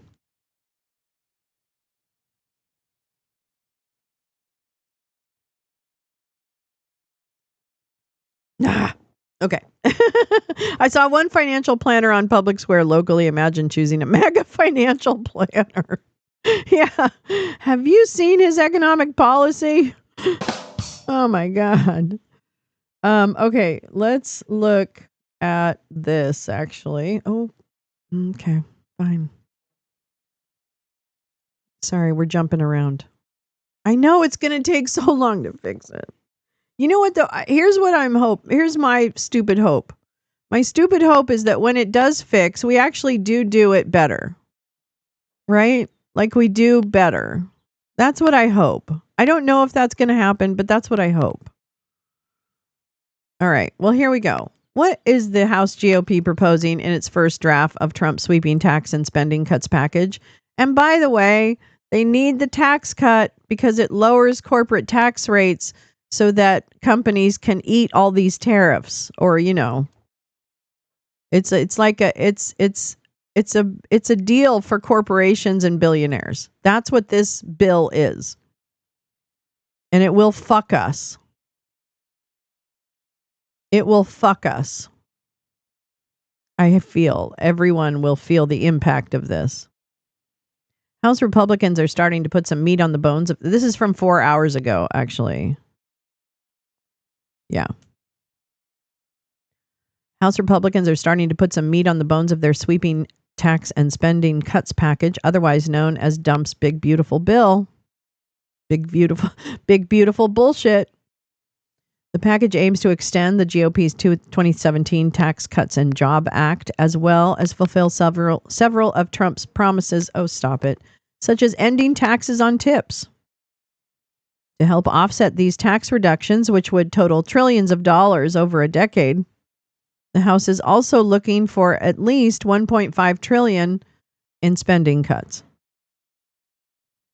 Republicans are also signaling they will make good on other Trump campaign promises, such as significant investments in staffing at the U.S. southern border, new systems to discourage immigration into the U.S., and a gigantic new missile defense shield, the Golden Dome, the Golden Shower. Oh, thank you. Thank you, Gail.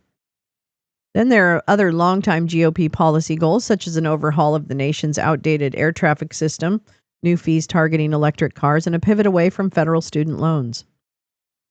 11 House committees are working on pieces of the larger bill, which will then be assembled into the package.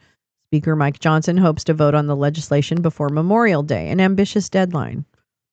The Senate, however, has different ideas of what should be in the package and has stricter rules of what can be included, since congressional Republicans are pushing the legislation through using the budget reconciliation process, so they don't need any Democratic support in the Senate.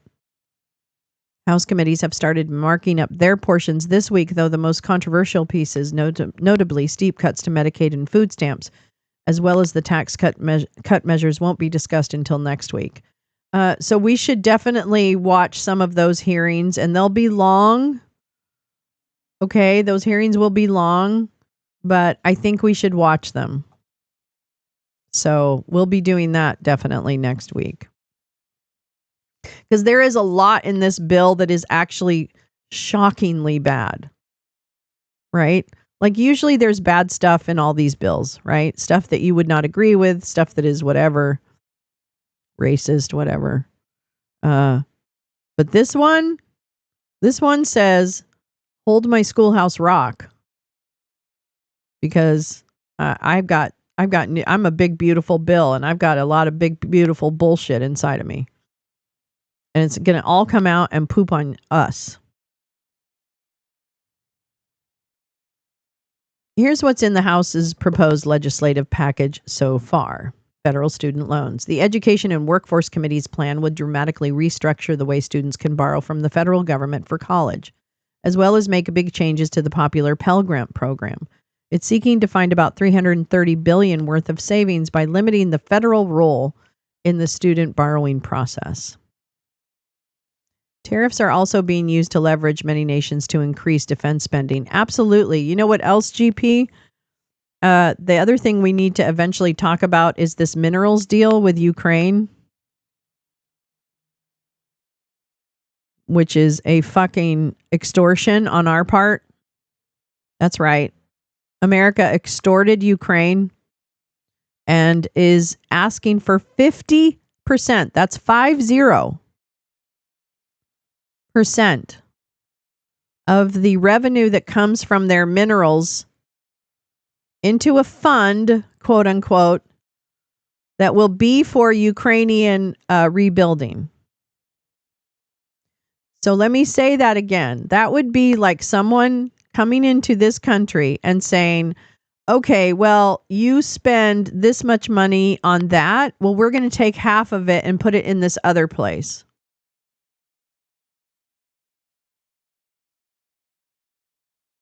How fucking shameful of us to extort the Ukrainian people That is the entire Mar-a-Lago Accord. This is the Mar-a-Lago Accord in action. It is a protection racket. Yes, absolutely, butterflies. We just got what we needed from Ukraine. That was what this was all about, is we were never going to stop the fighting. We wanted Ukraine to succumb to our demands to take their minerals. And this whole Ukrainian rebuilding fund, cannot wait to see what the expenses are for that fund. Cannot wait.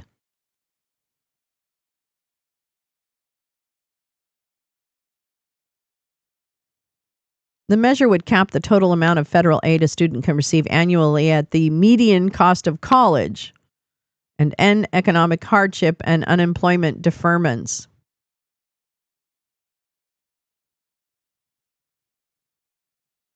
And end economic hardship and unemployment deferments.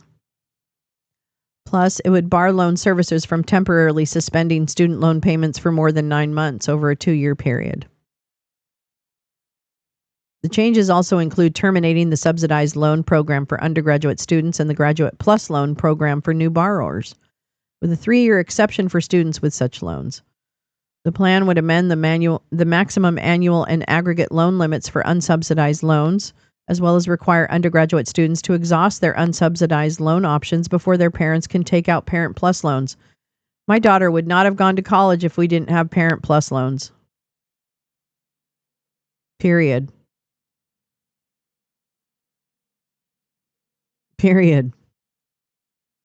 Yeah, come on, carotid artery, fail. In addition, the measure would terminate all income contingent repayment.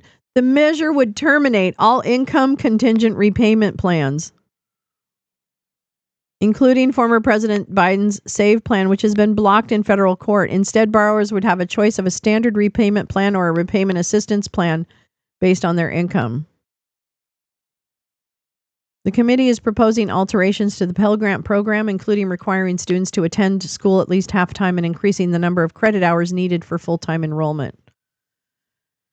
But it would expand eligibility for such grants for students enrolled in short-term workforce programs. Oh, do you want to help in our AI factory? Yeah, we got you. You want to become part of Snowpiercer? Absolutely. Let's go. And the measure would create skin in the game accountability for colleges participating in the direct loan program by requiring them to reimburse the Department of Education for a portion of loans that aren't fully repaid.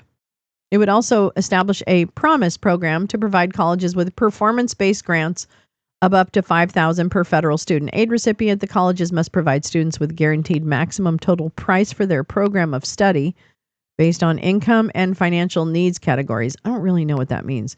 The formula would reward institutions for strong earnings outcomes, low tuition, and enrollment and graduation of low-income students.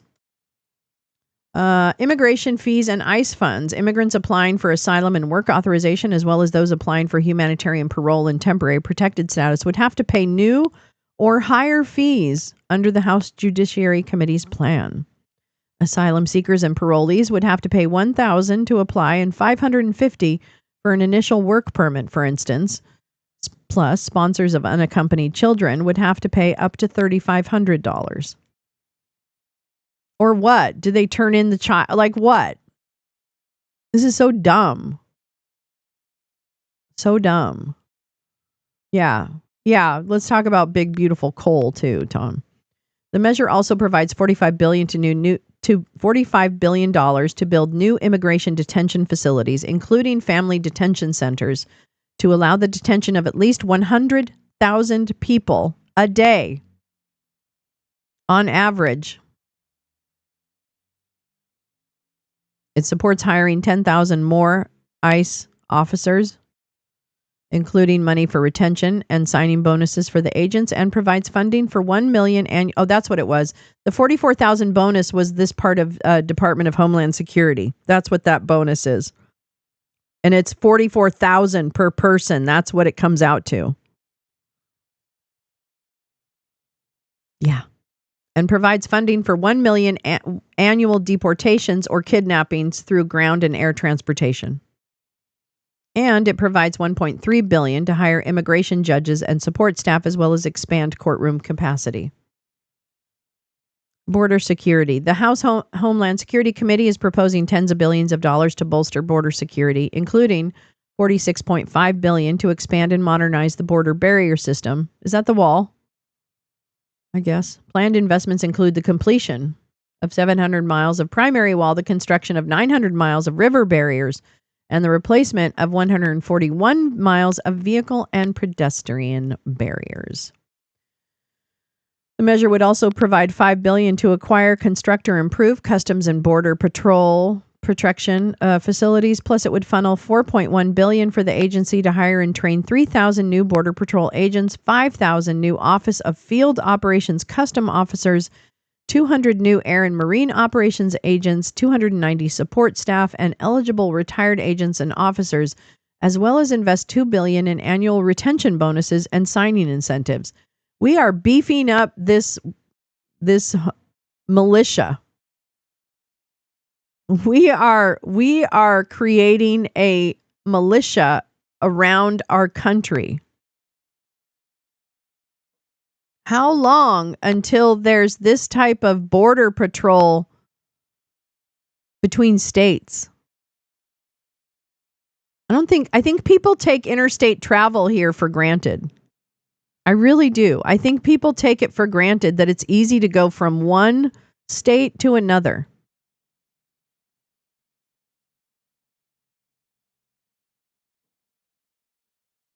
U.S. Marine Corps deployed at the southern border in San Diego.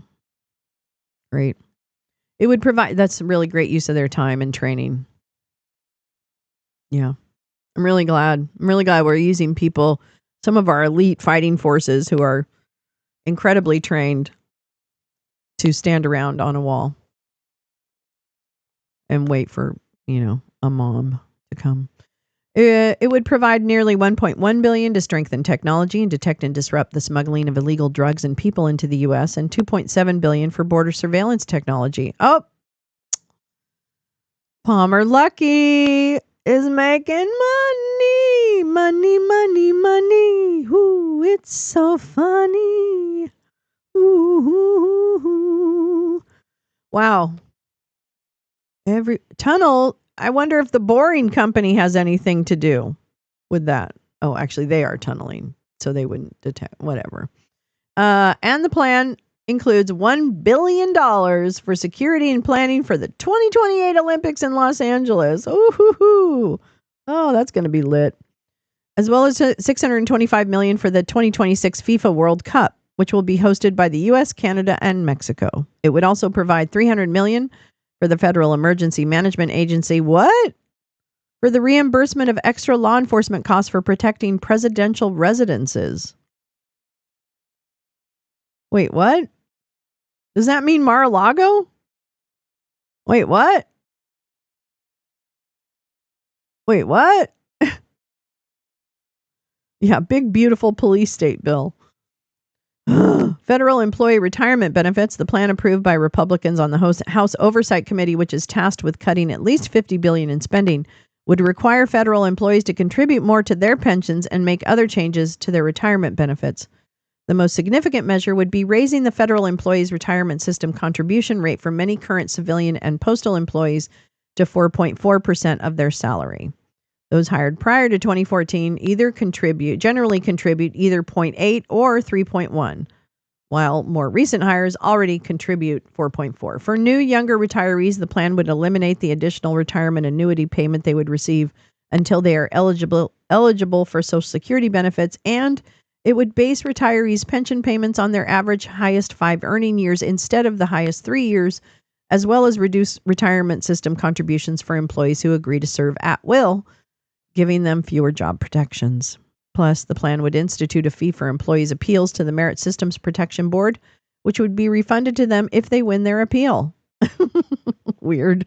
And it would require a comprehensive audit of workers' dependents enrolled in the federal employees' health benefits program, including the verification of marriage and birth certificates. Yee. Wait, subscribe where? Tom, where? Oh, the Gary's Economics. I know. I just can't stand his I was a bloke who was just this and that, and then I made it big. I can't stand it. He does it every show. Like he's like bragging, like for at least 20 minutes in every video. I'm like, dude, I don't give a shit if you went to Oxford. I do not give a flying fuckwad. I don't. In fact, I'm less impressed. No. But I mean, he's smart, but he spends a lot of time talking about how smart he is. That's all I'm saying. So get ready for that. Yeah, oh no, he's good. I'm not saying he's not good. No, please don't get it wrong. He's just like a little self-absorbed. That's all. And it's hard to take. I'm just giving a warning. You might not find that. So you should there's only one presidential residence. Thank you, Max. What the fuck does that mean? I think almost everyone I know is on Ozempic. Really? Interesting. That's a lot. Okay. Under the House Transportation Committee's plan, electric vehicles would have to pay an annual registration fee of $250, and hybrid vehicles would be assessed an annual fee of $100. These funds would be deposited into the Highway Trust Fund. But a proposal to levy a 20% annual tax on gas vehicles was dropped after it faced swift pushback from conservatives. The committee's plan would also eliminate 7 green programs authorized by the Democrats' 2022 Inflation Reduction Act, including Low Carbon Transportation Materials Grants Program and the Federal Aviation Administration's Alternative Fuel and Low Emission Aviation Technology Program. The committee is tasked with getting $10 billion out of their budget.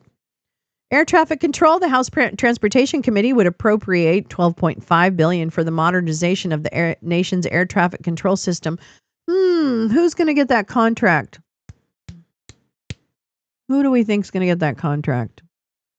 It's going to be Elon. Yeah, baby.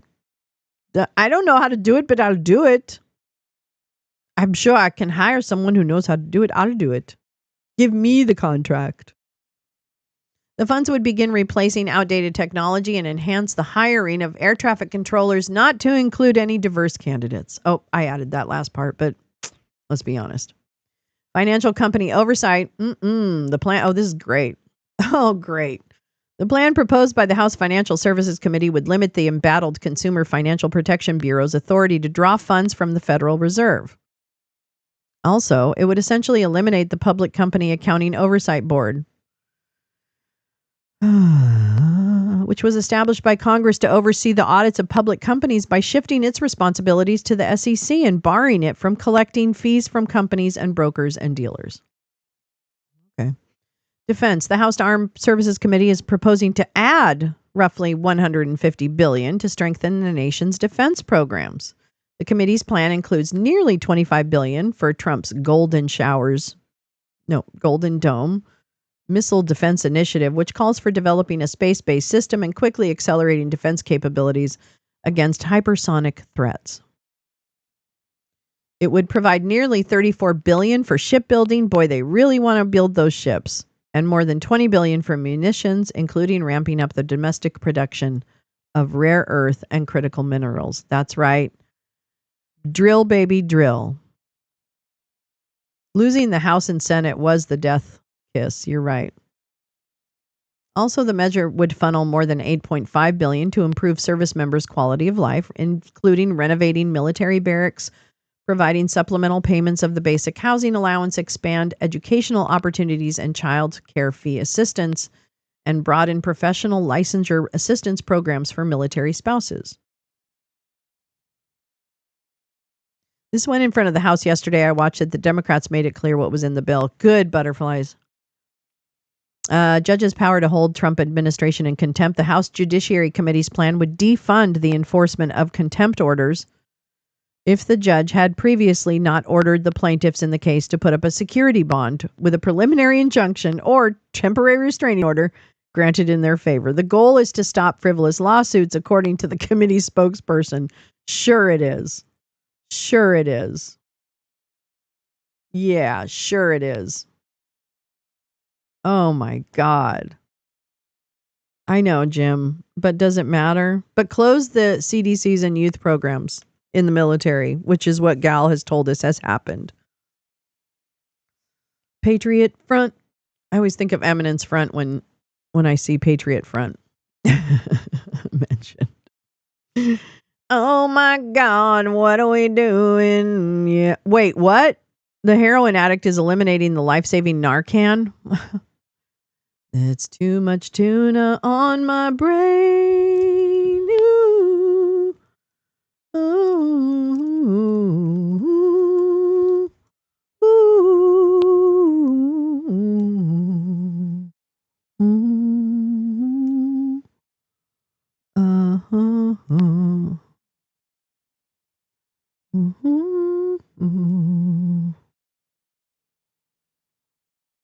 Uh-huh. Wait, hold on.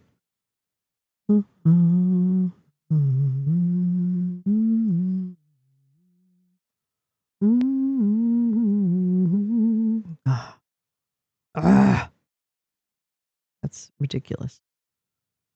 I can't find the exact story on. Oh, here we go. This is from the Latin Times. I don't know enough about this.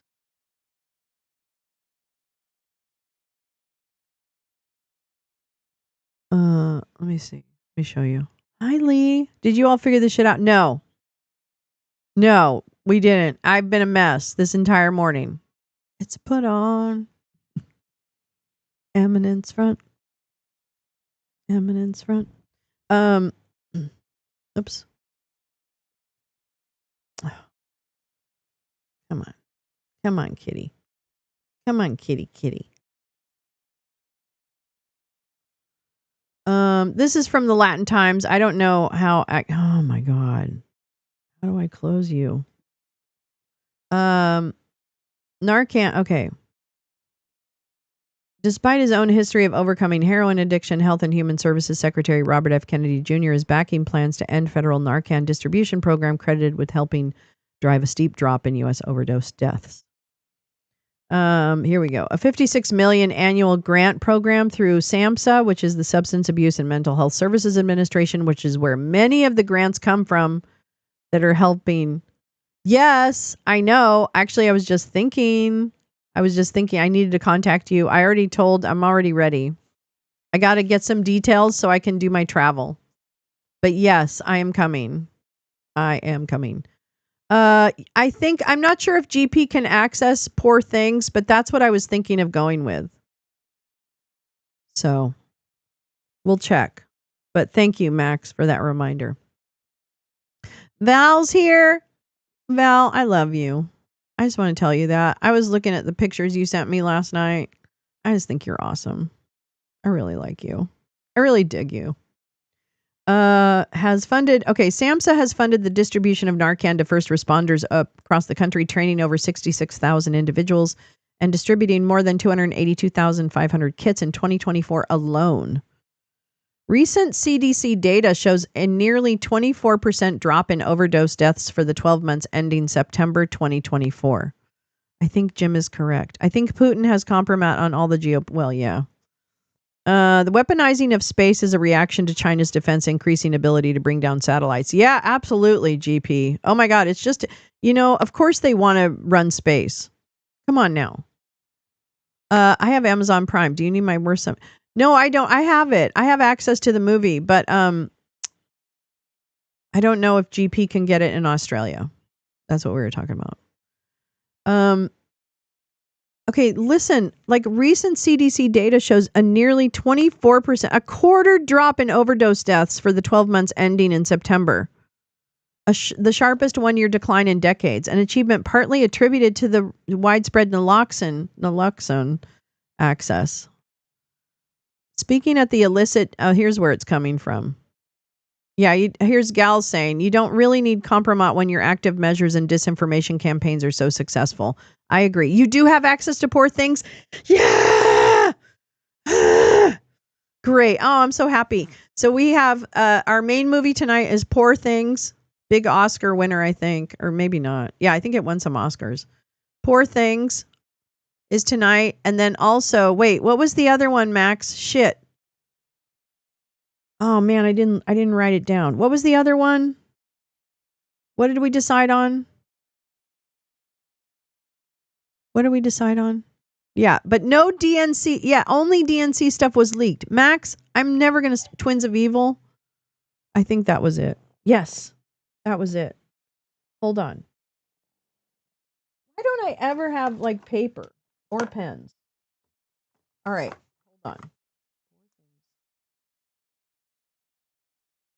Twins of Evil. Oh, I'm so excited. I can't wait for Friday movies. I cannot wait. I'm so excited. I'm so excited to party. I'm going to make some popcorn. I'm going to put on my jammies. We should watch The Death of Stalin. Oh, yeah. I have documents on all of you. Oh, I mentioned a documentary about Lee Atwater. Yes, I'm adding that to the list, Val. I'm adding the Lee Atwater documentary to the list for next Tuesday. How many hours from now is movie night? Okay, so it's 9 o'clock. It's at 6 o'clock. So that's 18. It's 9 hours from right now. 9 hours from right now. Does that make sense? 9. Yes. Oh, Lee, I'm so excited. Of course. Thank you.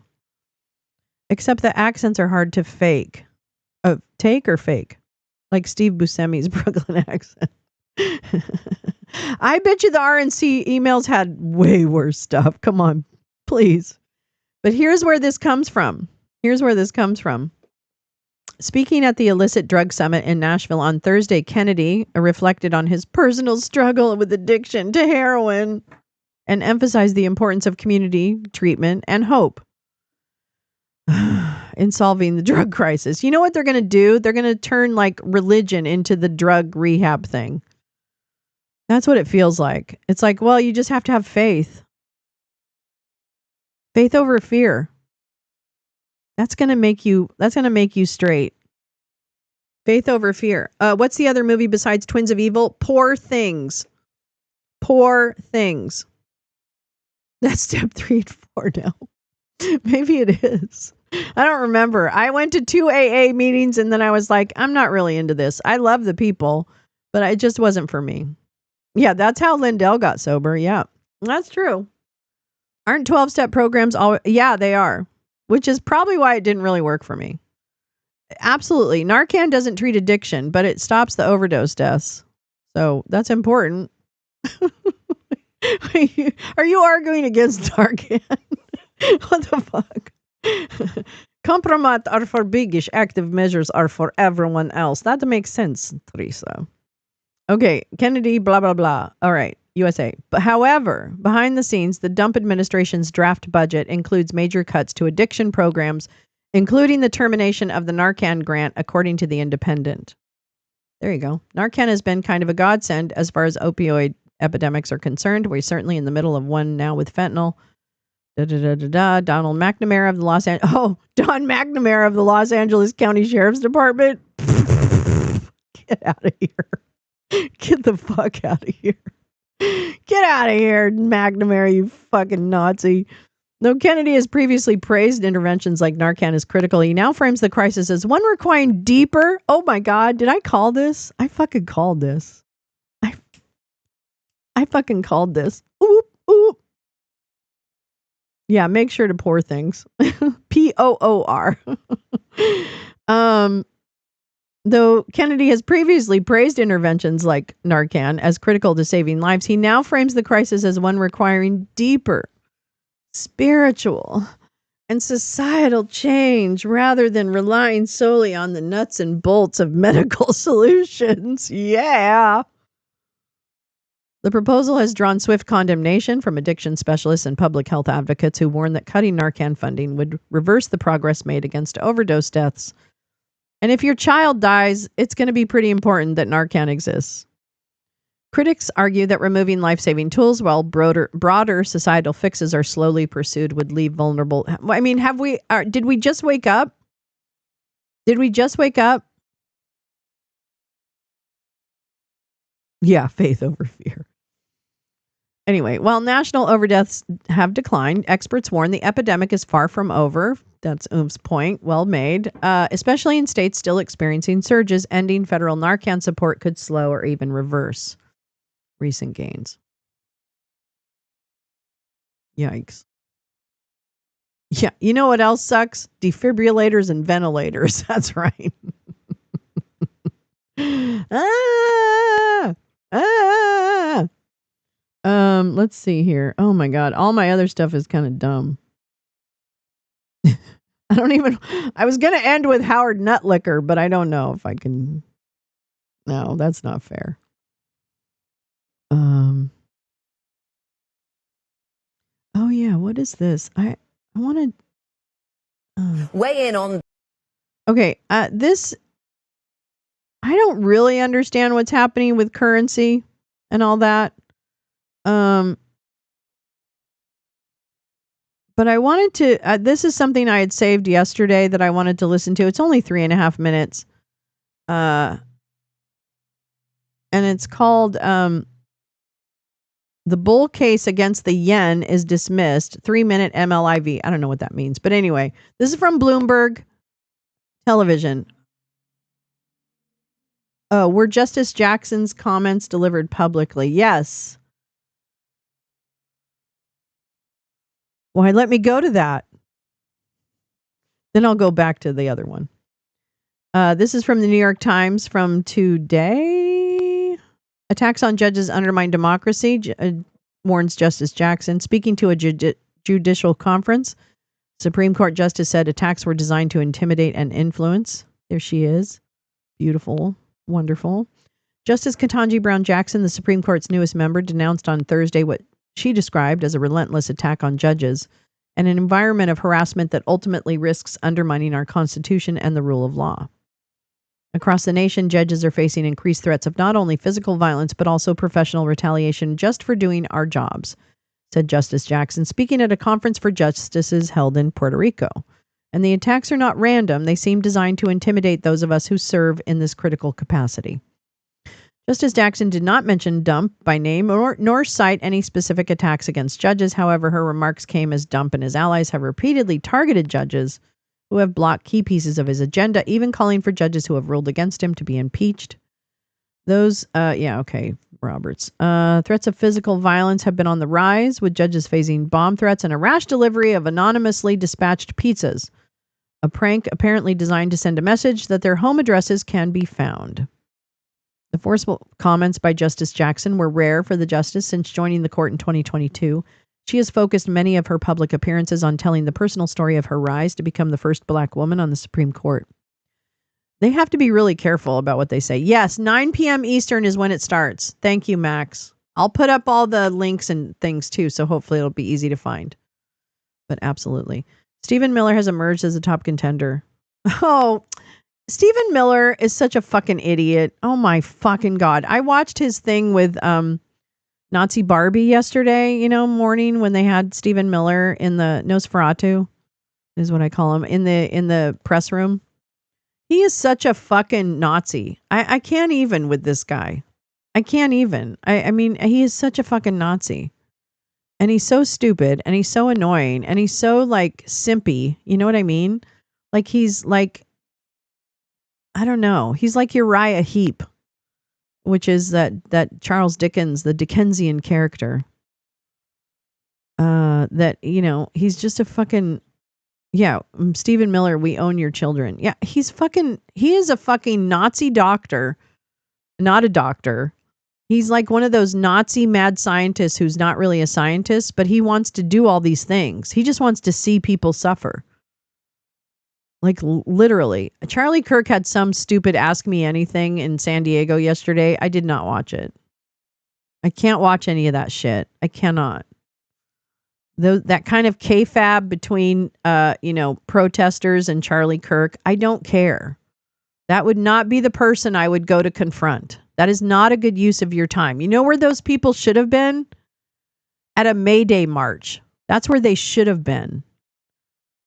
Instead of going to a fucking Charlie Kirk Own the Libs event, Get off your fucking ass if you care about people. I don't care about you caring about the country.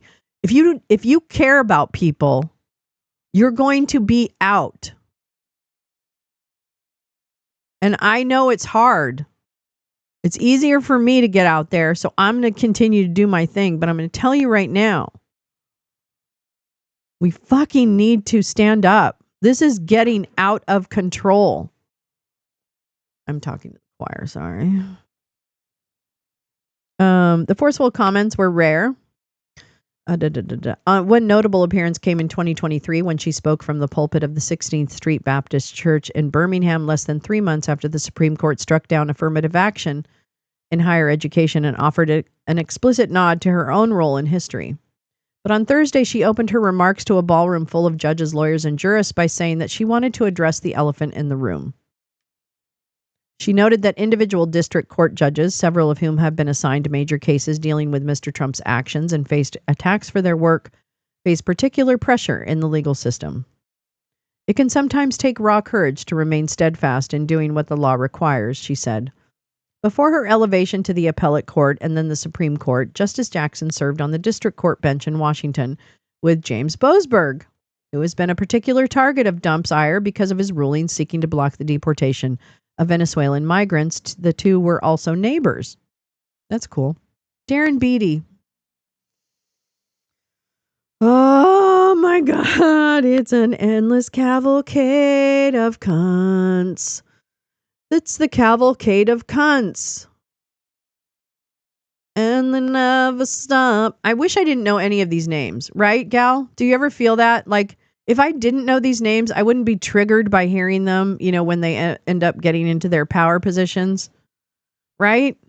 It is a stunning array of a cavalcade of country. Oh my God. A society in which judges are routinely made to fear for their own safety or their own livelihood due to their decisions is one that is substantially departed from the norms of behavior that govern a democratic system, said Justice Jackson during her participation as keynote speaker at the First Circuit Judicial Conference. Attacks on judicial independence is how countries that are not free, not fair, and not rule of law oriented operate. She noted that May 1st is National Law Day, whoop whoop, which was marked elsewhere by demonstrations of lawyers protesting Mr. Trump's attack on the legal profession. Because of the occasion, she said she was taking this point of personal privilege to reaffirm the significance of judicial independence and denounce attacks on judges based on their rules.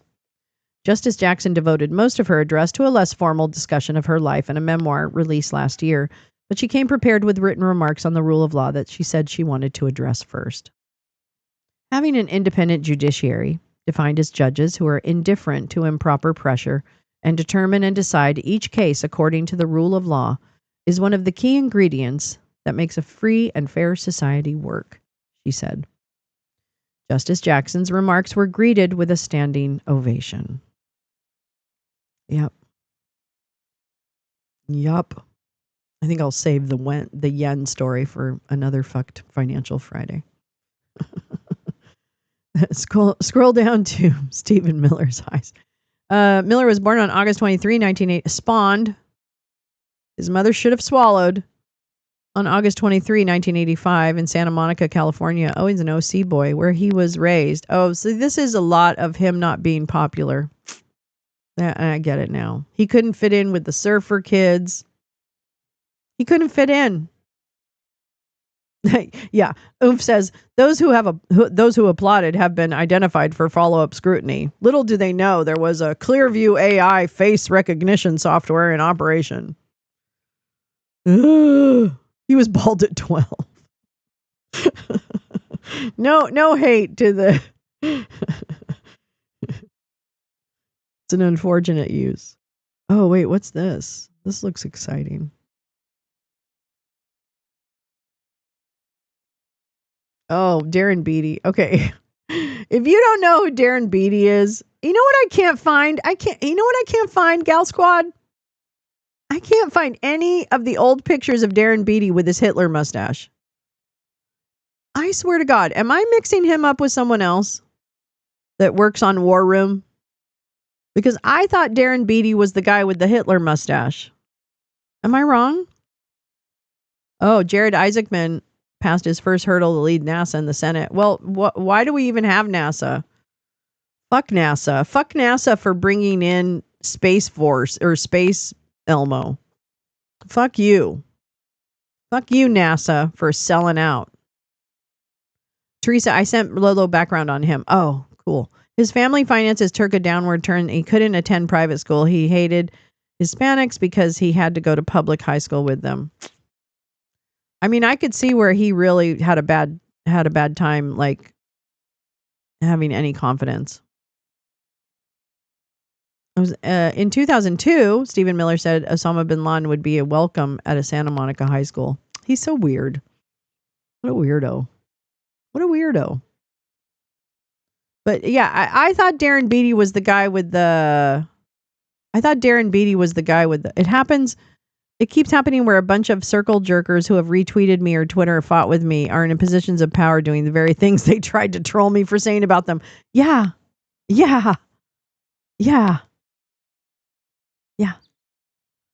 All right, this is Darren Beattie. I don't know if he has a. Yeah. I don't know. All right, this is from today. This is from MIT Technology Review. Whoop, whoop. We're getting so smart. Oh, Beattie was the Nazi camp in Italy guy. Okay, maybe not the same guy. He didn't have. The other guy, he's in the State Department. I don't think he was the last. I don't think he was the guy with the Nazi. I can't remember what that guy's name was. But I guess I'm glad to hear that at least. All right. Senior State Department officials sought internal communications with journalists, European officials, and Trump critics. Ugh. Trump appointee Darren Beattie requested records regarding a large list of high-profile names, organizations, and right-wing buzzwords for a Twitter file-style document dump about alleged conservative censorship. Boy, they're really on that. You know? They're really on the conservative censorship. They are so fucking butthurt that nobody wants to watch or read their shit. Really. Oh, Timothy Hale. No, but but Carla, do you watch War Room ever? Like Steve Bannon's War Room? Because there's a guy there he's in Italy sometimes too, which is odd. He did a lot of Vatican reporting. I just said that really weird. Vatican. He did a lot of Vatican reporting.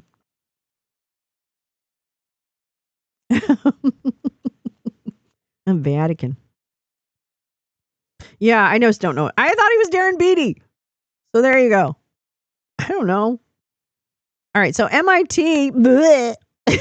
Smarty pants. Smarty pants, MIT. Banacan. Anacan and Panasan. Enoch. Did you ever see that Three Stooges where they're a hot check writer to lead NASA is epic? He did. I don't think Beattie can grow a mustache. Hold on. I gotta find this other guy. Hold on. Oh, fuck. I don't have anything. Okay. All right, let's read this. A previously unreported document distributed by senior U.S. State Department official Darren Beattie reveals a sweeping effort to uncover all communications between the staff of a small government office focused on online disinformation and a lengthy list of public and private figures, many of whom are longtime targets of the political right. The document, originally shared in person with roughly a dozen State Department employees in early March, requested staff emails or other records with or about a host of individuals and organizations that track or write about foreign disinformation, including Atlantic journalist Ann Applebaum. We love Ann. Former U.S. cybersecurity official Chris Krebs, the Stanford Internet Observatory, or have criticized Dump and his allies, such as the conservative anti-Trump commentator Bill Kristol. I have this great little video of Bill Kristol's face. I got to put that out. It's him like rolling his eyes back in like 2016. The document also seeks all staff communications that merely reference Trump or people in his orbit like Alex Jones, Glenn Greenwald, and RFK Jr. In addition, It directs a search of communications for a long list of keywords, including Pepe the Frog, incel, my favorite, QAnon, Black Lives Matter, Great Replacement Theory, far right, and infodemic. Oh, it does show him with a mustache and beard. Is it a full one or is it kind of... No, I'm just kidding. For several people who received or saw the document, the broad request for unredacted information felt like a witch hunt, one official says, one that could put the privacy and security of numerous individuals and organizations at risk. We need, okay, let me say this, and it may exist, but I haven't seen it. So if you've seen it, let me know. We need a very, very prominent, almost singular effort to have federal employees who are active or former get their information out there and get protection. I don't know who does it, if Congress does it or what, but there needs to be an immediate, very public, very protective way for current and former employees to be speaking about what's happening. That is such valuable information to us. And I know it happens like through these little leaks and things, but I would love to have a repository where they really are like, they're protected and whatever.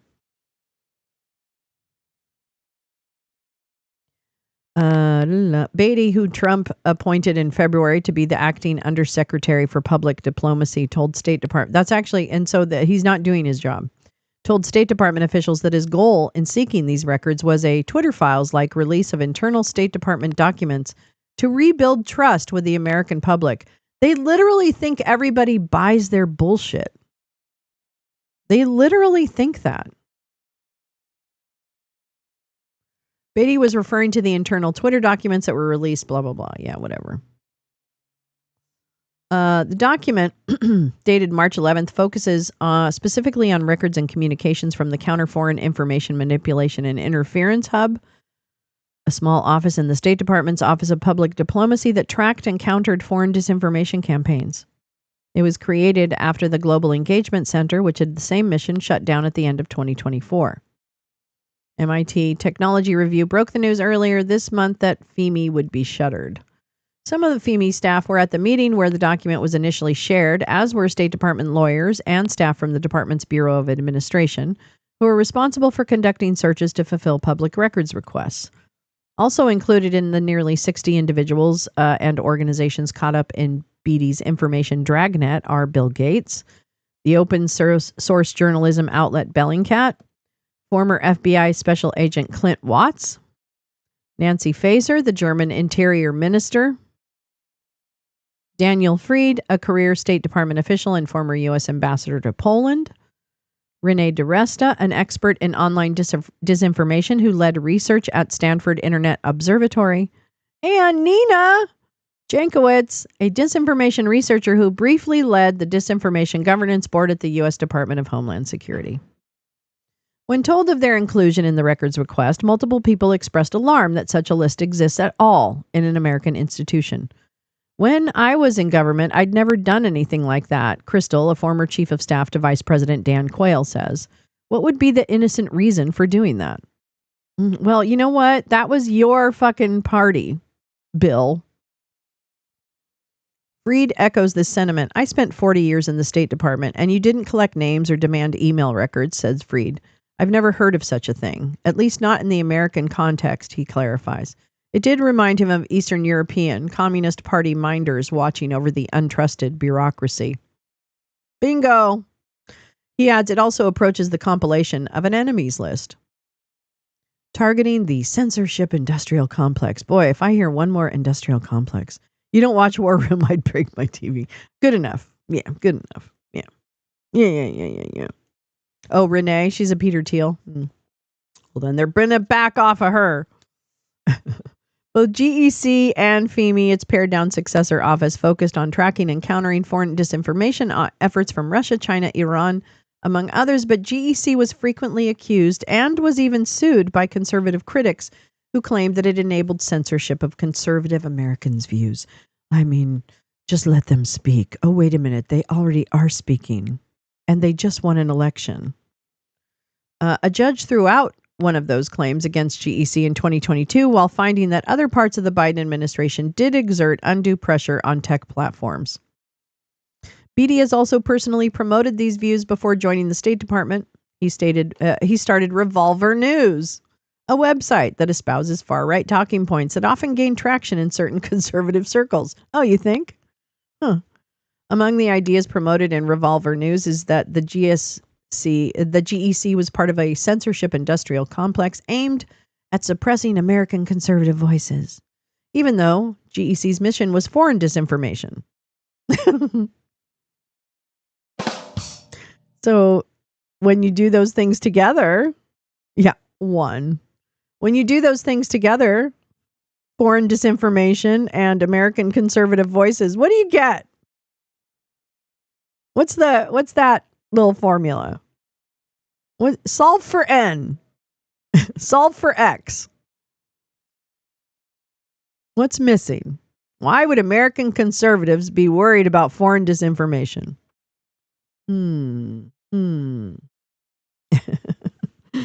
We are victims. This idea has taken hold more broadly. Yeah, we have a corrupted GOP part. Come on. The House Foreign Affairs Committee held a hearing titled Censorship Industrial Complex, the Need for First Amendment Safeguards at the State Department. I think we watched that.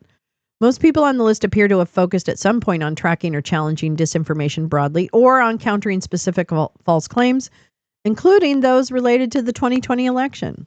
A few of the individuals appear primarily to be critics of Dump, Beatty, or others in the right-wing media ecosystem. Many have been the subject of Dump's public grievances for years. Dump called Krebs, for instance, a significant bad faith actor, in an executive order targeting him earlier this month.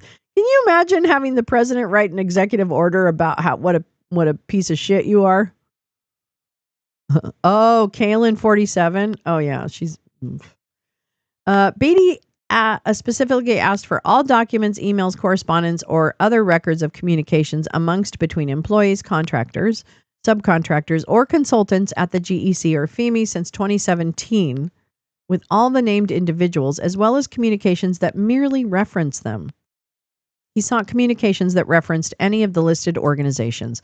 Finally, he sought a list of additional unredacted agency records, including all GEC grants and contracts, as well as subgrants, which are particularly sensitive due to the risks of retaliation to subgrantees, who often work in local journalism, fact-checking, or pro-democracy organizations under repressive regimes. It also asked for all documents mentioning the Election Integrity Partnership, a research collaboration between academics and tech companies that has been a target of right-wing criticism. Several State Department staffers call the record requests unusual and improper in their scope. MIT Tech Review spoke to 3 people who had personally seen the document, as well as 2 others who were aware of it. We agreed to allow them to speak anonymously due to their fears of retaliation. While they acknowledge that previous political appointees have on occasion made information requests through the records management system, Beatty's request was something wholly different. Never had an incoming political appointee sought to search through 7 years' worth of staff emails to see whether anything negative had been said about his friends, says one staffer. Another staffer calls it a pet project for Beatty. It's his assignment. Beatty delivered the request, which he framed as transparency initiative, to the State Department officials in a conference room at its Washington, D.C. headquarters on Tuesday afternoon in early March, in the form of an 11-page packet entitled SO, Senior Official, Beatty Inquiry for GEC FEME Records. The documents were printed out rather than emailed. Labeled sensitive but unclassified, the document lays out Beatty's request in 12 separate but sometimes repetitive bullet points. In total, he sought communications about 16 organizations, including Harvard's Berkman Klein Center and the U.S. Department of Homeland Security's Cybersecurity and Infrastructure Security Agency, CISA, as well as with and about 39 individuals. Notably, this includes several journalists. In addition to Bellingcat and Applebaum, the document also asks for communications with NBC News senior reporter Brandy Zadrozny. Press freedom advocates expressed alarm about the inclusion of journalists on the list, as well as the possibility of their communications being released to the public, which goes considerably well beyond the scope of what leak investigations in the past have typically focused on, says Grayson Clary, a staff attorney at the Reporters Committee for Freedom of the Press. Rather, the effort seems like a tactic designed to make it much harder for journalists to strike up those source relationships in the first instance. Beatty also requested a search for communications that mentioned Dump and more than a dozen other prominent right-leaning figures. In addition to Jones, Greenwald, and RFK Jr., the list includes Don Jr., Koch Jr., Elon Musk, Joe Rogan, Charlie Kirk, Marine Le Pen, Bolsonaro, which could either cover Jair, I don't know how to say his name, Jair Bolsonaro, the former Brazilian president, or his son Eduardo, who is seeking political asylum in the U.S., and who has been very much a partner of Matt Gaetz and all of these other guys. So the Bolsonaros are very bad. Very bad. And Beatty himself. He wants to find out what they said about him. I mean, wouldn't you want? I mean, why not write an 11-page memo, say, I want to find out what you guys said bad about me. What a flex. Wow. It also asked for a search of 32 right-wing buzzwords related to abortion, immigration, election denial, and January 6th, suggesting a determined effort to find State Department staff who even just discuss such matters. Wow, that's a fucking... Okay, so that is like a fucking... What is this? Oh, Beatty Inquiry. Oh, wow, I want to... Can I download this? Always... These kind of screw me up all the time. Oh, here we go. Okay, good. I just want to download that. Okay, so this is his document. I wonder if it'll make me. You know what I'd like? Okay, maybe that's it. Why not? Can't I make this bigger? Can I just make? Oh, all right, never mind. Okay, this is what he asked for. This is his memo. Sensitive but unclassified. All grants, respective third-party implementation, all documents, emails, correspondence between employees, all documents, emails, and records of communication between employees. Wow.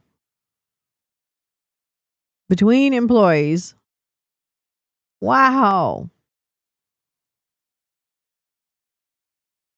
Wait. So these are the terms. Integrity Initiative, Digital Services Act, Code of Practice on Disinfo, QAnon, Ad Tech, Brand Safety, Climate Change, Climate Misinformation, Abortion Misinformation, Charlevoix, Commitment on Defending Democracy from Threats. I don't know what that is. Democratic Backsliding, Immigration, Great Replacement Theory, Stolen Election, Election Denial, BLM, Black Lives Matter, AfD, the German right-wing party we read about earlier, Brexit, Front National, Color Revolution, January 6th, Insurrection, Far-Right, Infodemic, Pepe the Frog. Oh my God. Becky. Staffers say that Beatty will find, they doubt Beatty will find much unless one says it's previous FOIA queries from people like Beatty. Or discussions about some Russian PRC narrative that includes some of this stuff. Multiple sources say the State Department employee. It doesn't matter if the information is true or not. That's what people don't understand. It doesn't matter. They just make it up. Okay? Please. We have to stop acting like their actions are at all like valid. The simplest answer is the right one. Yeah. Multiple sources say State Department employees raised alarms internally about the records request. They worried about the sensitivity and impropriety of the broad scope of the information requested, particularly because records would be unredacted, as well as about how the search would be conducted through the e-records file management system, which makes it easy for administrative staff to search through and retrieve State Department employees' emails, typically in response to FOIA requests. This felt, they say, like a powerful misuse of the public record system, or, as Jankowicz, the disinformation researcher and former DHS official, put it, quote, weaponizing the access Beatty has to internal communications in order to upend people's lives. It stank to high heaven, one staffer says. This could be used for retaliation. This could be used for any kind of improper purposes, and our oversight committee should be informed of this. Yes, because he's going after the employees. I understand the people involved in the targets. I understand that. He's going after the employees in the State Department. He's rooting out people that may not be loyal to the Fuhrer. That's what's happening here. Please. Yes, he was involved in Brazil. I remember this. I fucking remember this. Another employee expressed concerns about the request for information on the agency's subgrantees who were often on the ground in repressive countries and whose information was closely guarded and not shared digitally, unlike the public list of contractors and grantees typically available on websites like grants.gov or usaspending.gov. Making it known that they took money from the United States would put a target on them. This individual explains, we kept that information very secure. We wouldn't even email subgrant names back and forth.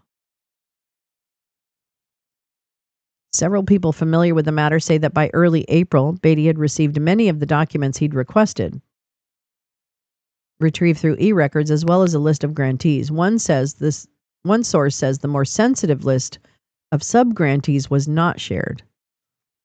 Neither the State Department nor Beatty responded to requests. A CISA spokesperson emailed, we do not comment on intergovernmental documents. 5 weeks after Beatty made his request for information, the State Department shut down FEME. An hour after staff members were informed, U.S. Secretary of State Marco Rubio published a blog post announcing the news on The Federalist, one of the outlets that sued the GEC over allegations of censorship. He then discussed in an interview with the influential right-wing internet personality Mike Benz plans for Beatty to lead a transparency effort. So this is all with the approval. This was all with the approval of the government. This by Revolver News. This is from Gal Suburban, November 26, 2022. Oh, yeah. Oh, yeah, baby. That's right. We've been talking about these buttheads for a while.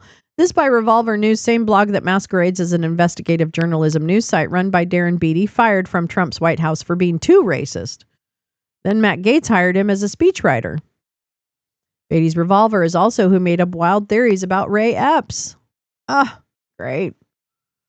And this is a sample of his reporting.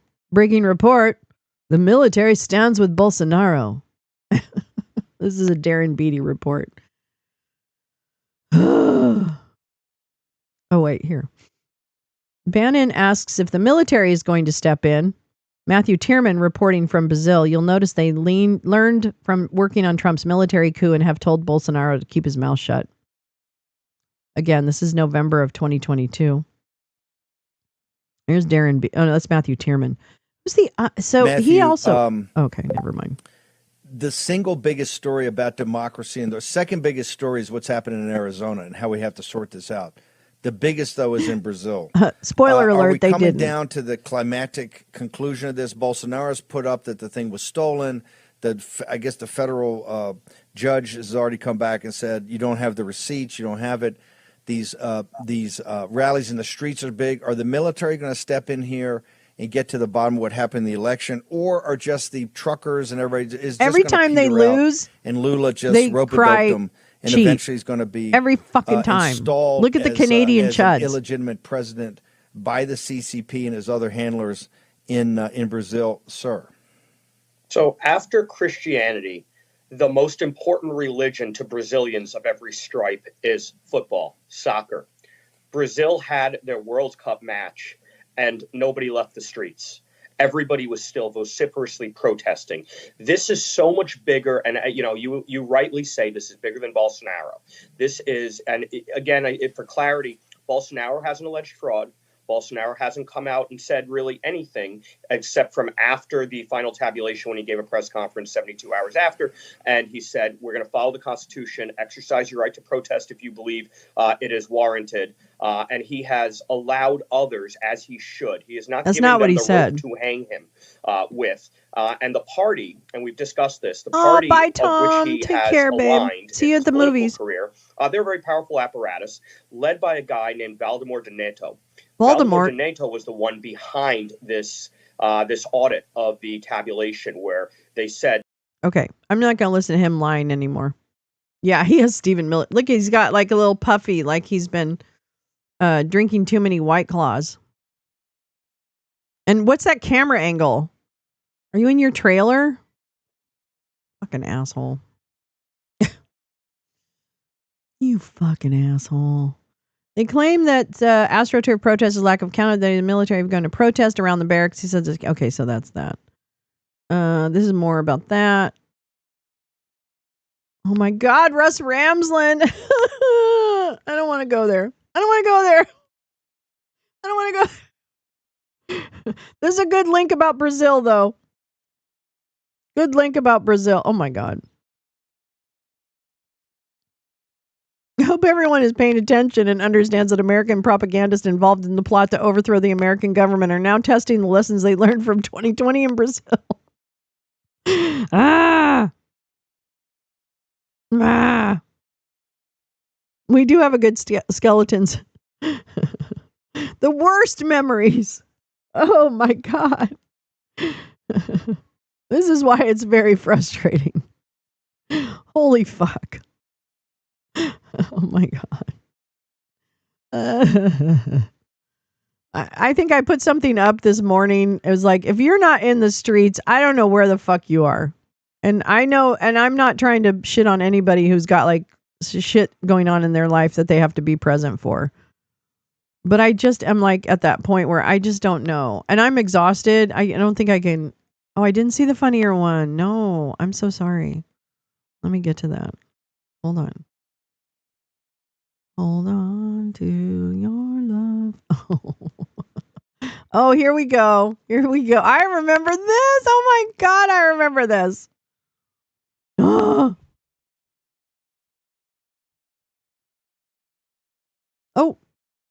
no. Go back. Oh, what are you doing? Okay. Darren Beatty. This is from, when is this from? December 16th, 2021. Yeah, I don't know him, and I think that's just fine. Darren Beatty is very proud of his grotesque and supremacist views, along with his friend Noor bin Laden. So Noor quote tweeted Gal,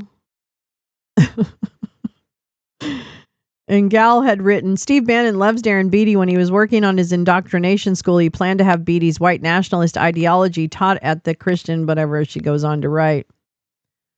And Noor bin Laden says, where can I sign up, Darren Beatty?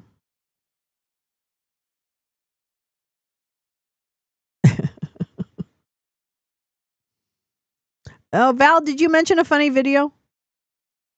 What? Oh my God. That's pretty cool. I mean, you know, and I mean, it's not cool, but that's not the word I meant to use. It's just, it's so, I guess what I'm saying is it's kind of, there's something cool. Yeah, she did actually. There's something cool about looking back and saying, wow, you know, all that stuff that you were like telling people about and, you know, like that kind of thing. And I'm not even talking about like the people who poo-pooed or blew anond or anything. I'm not talking about that. I don't care about that. But what I'm talking about is just the fact that there was a lot of work put into the OSINT and kind of you know, analysis and things that I watched Gal and others put up, you know, beyond just Gal and there's a lot of people who have done this over the last 4 or 5 years, especially. But it's there. it's not, the cool is not the word, but there's something interesting about living when these were written. I knew Gal, and so these things I've seen, I've heard these names, I've heard these through lines, and then to see it unfortunately come to fruition, I guess. It's like, the OSINT researchers weren't wrong. They weren't wrong about what was going to happen. I don't know how you stop it based on that. I'm not sure. Unless there's more of a coordination between OSINT and mainstream journalists or something like that. I think that's one way to build a better mousetrap, is to include, I feel like OSINT does such an amazing job of like getting the first set of receipts around what has happened. Scott, when did you get in here, darling? How are you, sweetie? Your note was so sweet yesterday. Thank you so much. But how, like, I don't know. I think the answer, I think part of the answer is that there should be a deeper relationship and perhaps more obvious coordination between OSINT and journalists. Because I feel like OSINT can uncover a lot of information that journalists can then apply journalistic, review, etc. to, and determine what is, newsworthy, or not newsworthy, but what is factual, etc., or what's missing and all that, cross the T's and dot the I's. I don't know. That's just my oversimplistic thinking. But I kind of like my oversimplistic thinking sometimes.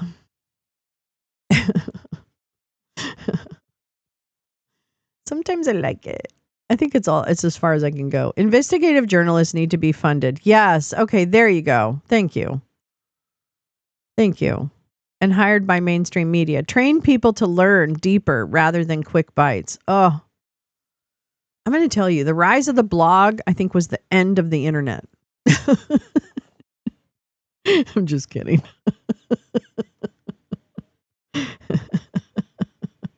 No, that's really his niece. She's a well-known right-wing activist, and has been for a minute. She's been around for a minute. Yeah, it would be nice. Yikes. Yeah, I think ProPublica butterflies.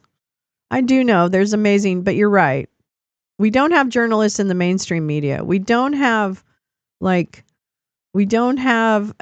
really strong journalism coming out of basic mainstream,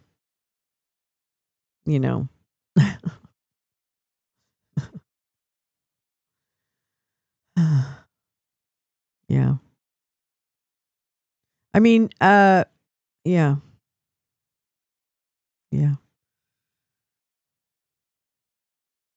Yeah. I think what journalism can do is help people think critically about the news.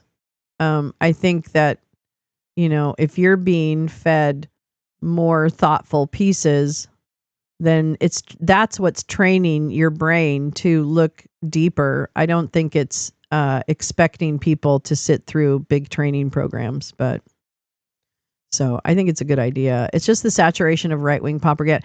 Yeah, it's kind of also like there's really no operation. There's no way to consistently and kind of thoroughly debunk.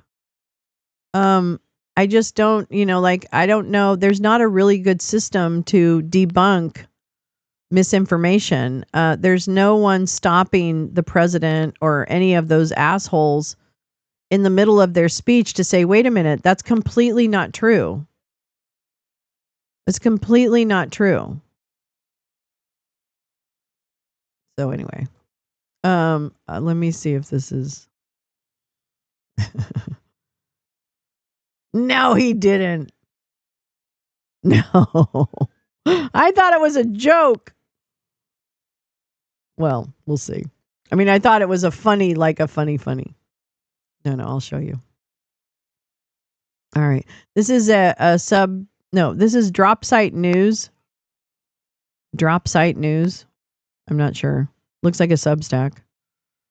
But they're reporting on today. Jason Palladino is anyway. On the day he was fired as National Security Advisor, Mike Waltz used an Israeli app to archive signal messages. A tech company with ties to Israeli intelligence, Telemessage's riskier app appears to be favored by Trump's national security team. I think they all had to have their hats. Oh my God, how fucking weird. During Wednesday's meeting for Trump's cabinet, Mike Waltz checked the app on his phone using what appeared to be Signal. As news broke that Waltz had lost his job as National Security Advisor, images from the cabinet meeting circulated widely online on Thursday. Upon closer inspection of the photos, it turned out Waltz was not using the traditional Signal app. He appeared to be using an archiving app made by Israeli firm Telemessage, which sells companion apps meant to enable archiving messages. Yeah, come on. In one of the Reuters photos of Waltz's phone, a pop-up appears with the text, "Verify your TM SGNL PIN." Just below a message from Vice President J.D. Vance. TMSGNL is an aspect of Telemessage's software called signal capture that it sells to governments and corporations to enable archiving. Were we using it before him? I want to know that.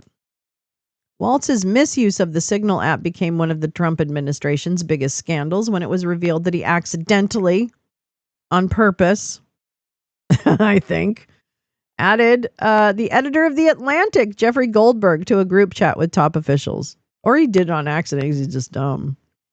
I don't know why, but whatever. Maybe Jeffrey, I don't know. I can't even come up with an excuse, Mike. Help me out here. Jeffrey Goldberg to a group chat with top officials. Secretary of Defense Pete Pigsbreath had laid out details of a forthcoming bombing mission, which really was just to get American support for it, according to This Morning. What? Targeting Yemen in the text thread. Aside from cybersecurity and espionage concerns, the incident raised the issue of federal record-keeping laws, which I'm sure are being followed. That's a sarcasm. After screenshots revealed that the conversations were set to auto-erase. The White House indicated that there were efforts to remedy the situation. There have been steps made to ensure that... Wait, no. Oh, it's Caroline? There have been steps made to ensure that something like that can obviously, while even here, never happen again. And we're moving forward. When asked about whether the White House contracted Telemessage's archive app to attempt to rectify record-keeping concerns, the White House did not respond. Nothing to say.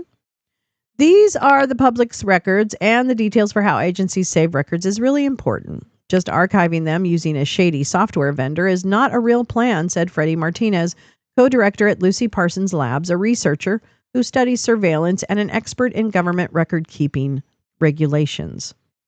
Despite the app's appearance as a clone of Signal, the app's exfiltration of the data to other machines introduces risk.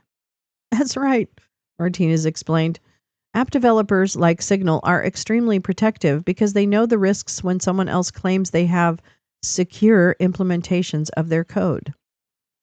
It's unclear how the White House would implement a telemessage archive system. The company offers governments and businesses the option to exfiltrate data that automatically sends copies of messages to servers on site or in the cloud.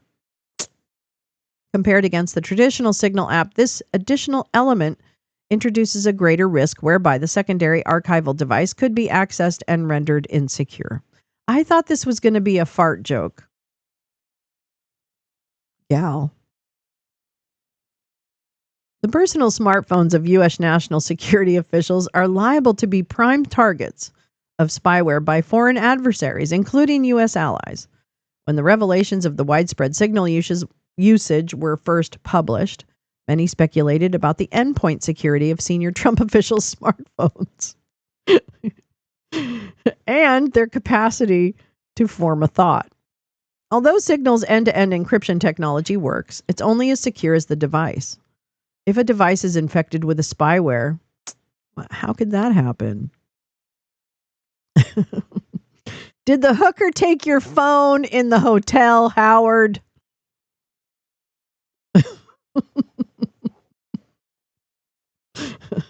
At any time, Howard, did your phone leave the nightstand?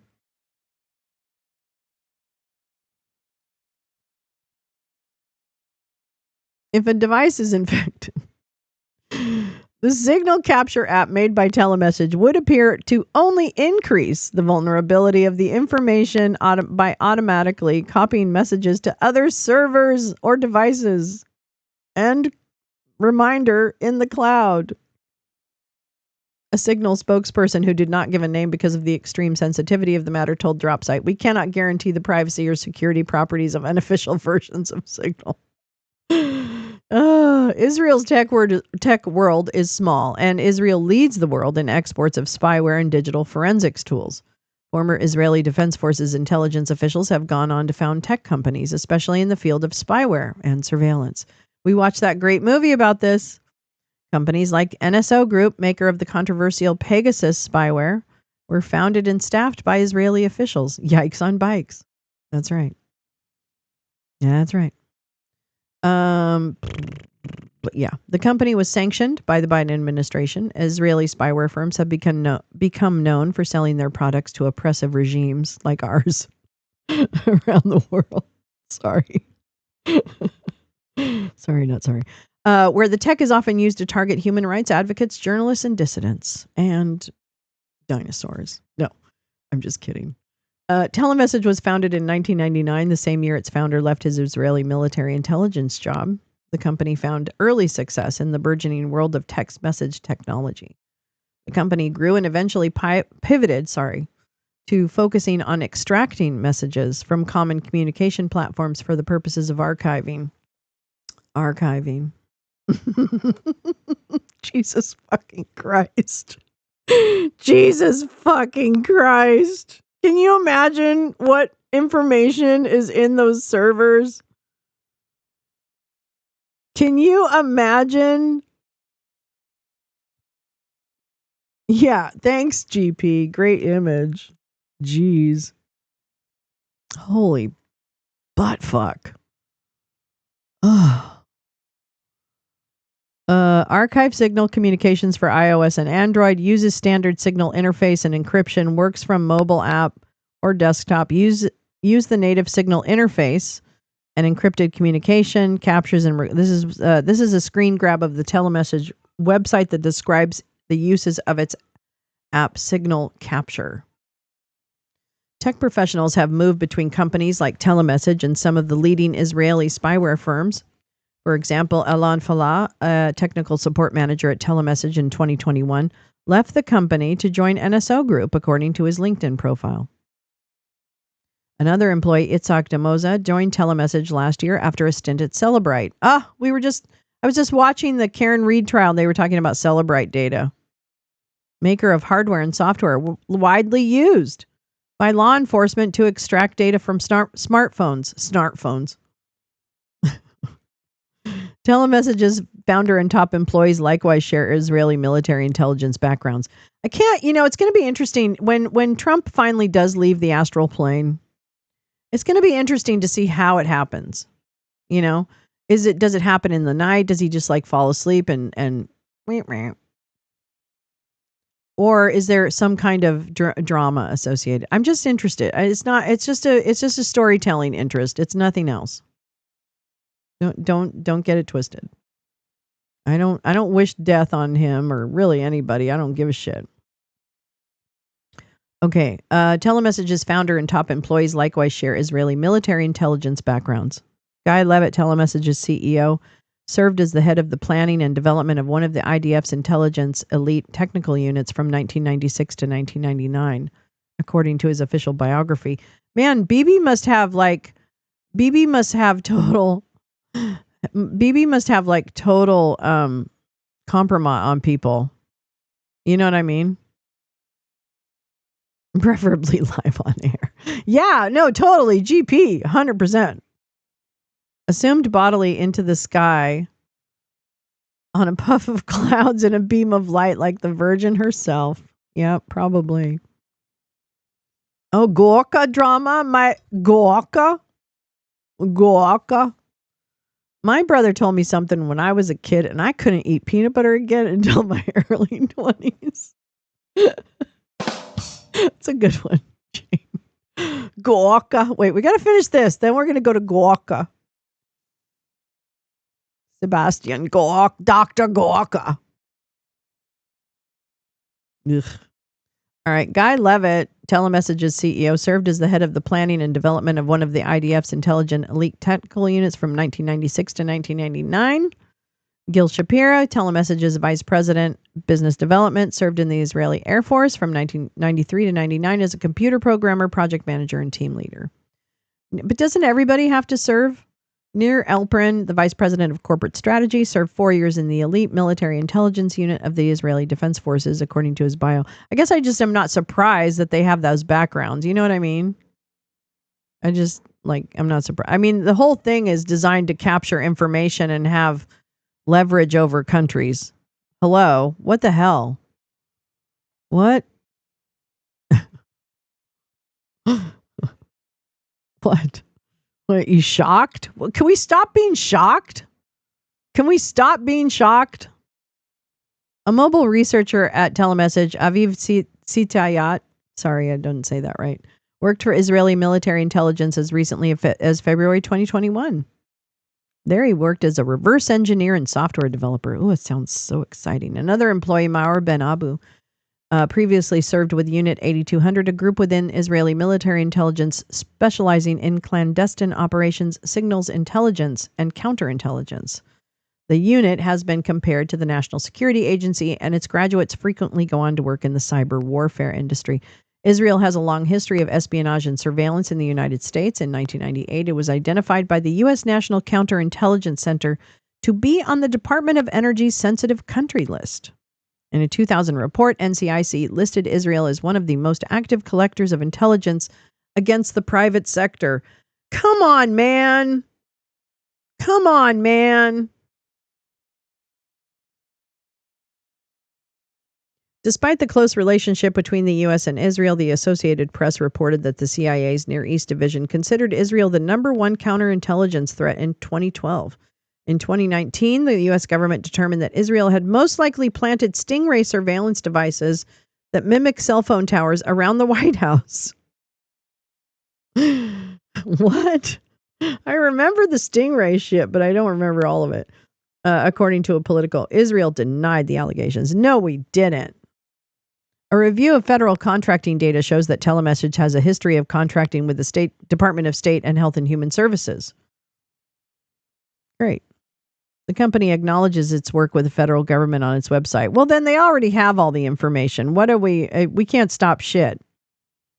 When reached for comment, a rep would not confirm or deny the White House had purchased licenses for their apps, but acknowledge they sell technology to U.S. local and federal government agencies. Interesting. Okay, where's my Gorka? Where's my Sebastian? Where's my Sebastian Gorka? Michael Weiss, you know things are bad when I'm rooting for Seb Gorka. Speculation among Trump allies began yesterday that Stephen Miller might be considered for national security, or Seb Gorka. The role of Homeland Security Advisor was elevated at the start of the administration, and Miller, who holds that post, has authority over a wide portfolio.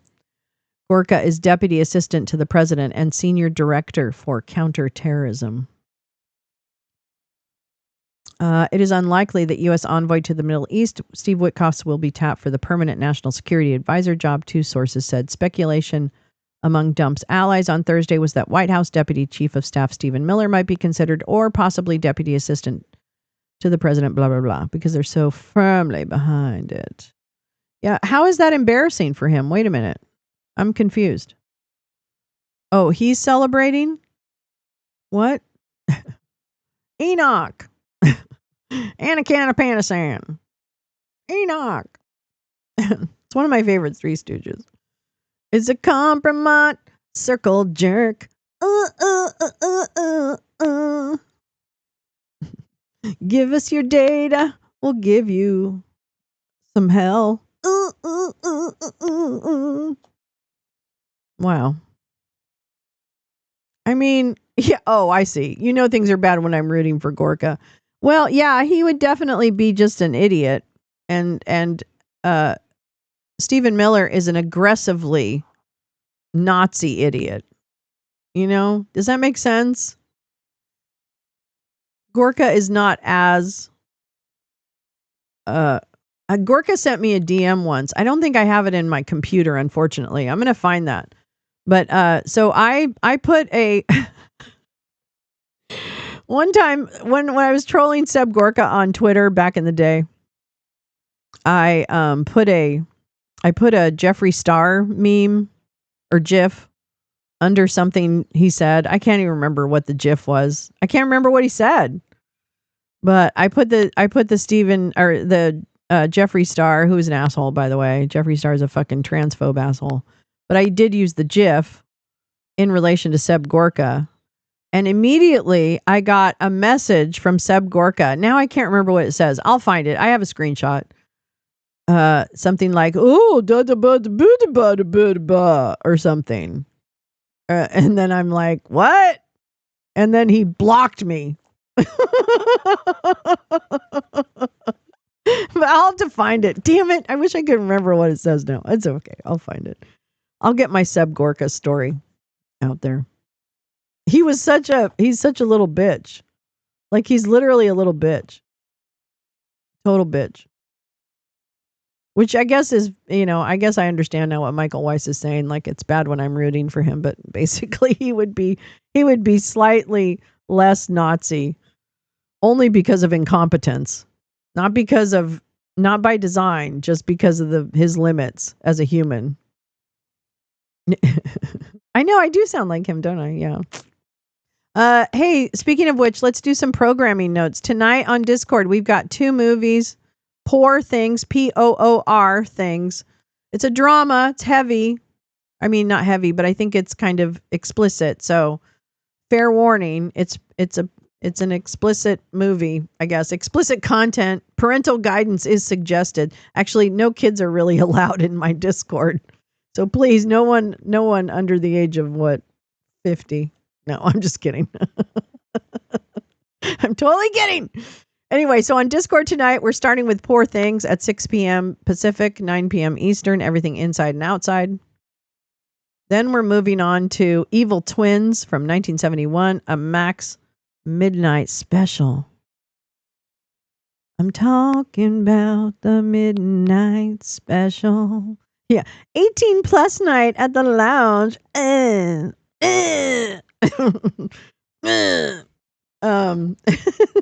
Yeah, I'll put my hoodie on. That's right. It's hoodie night at the lounge. Oh, have a great Friday.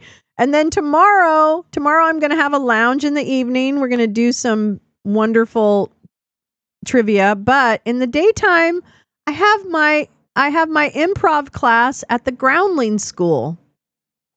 So Saturday during the day, I'm going to be learning improv at the Groundling School here in Los Angeles. And then I'll let you know how it goes tomorrow night when we do trivia. Isn't that great? I love you guys too. Thank you so much for spending some of your time this morning with me. I really appreciate it. Yeah, I'm excited. I'm so excited. I can't wait to meet everybody. I'm just really excited. I'm really pumped. I think it's going to be a really good thing for me. And so I'll let you know how it goes. And so come to the movie tonight. And then, hi, Karen. How are you, sweetie? Come to the movie tonight on Discord. Come to the lounge tomorrow night on YouTube. And let's have a good time. Boop, boop, boop, ba-doop, boop, whoop. Boop. I know, I can't wait. I'm really excited. All right. Thanks, everybody. Have a beautiful Friday. I hope you can enjoy this Friday and not have to do anything any kind of work or anything. Okay, fuck work.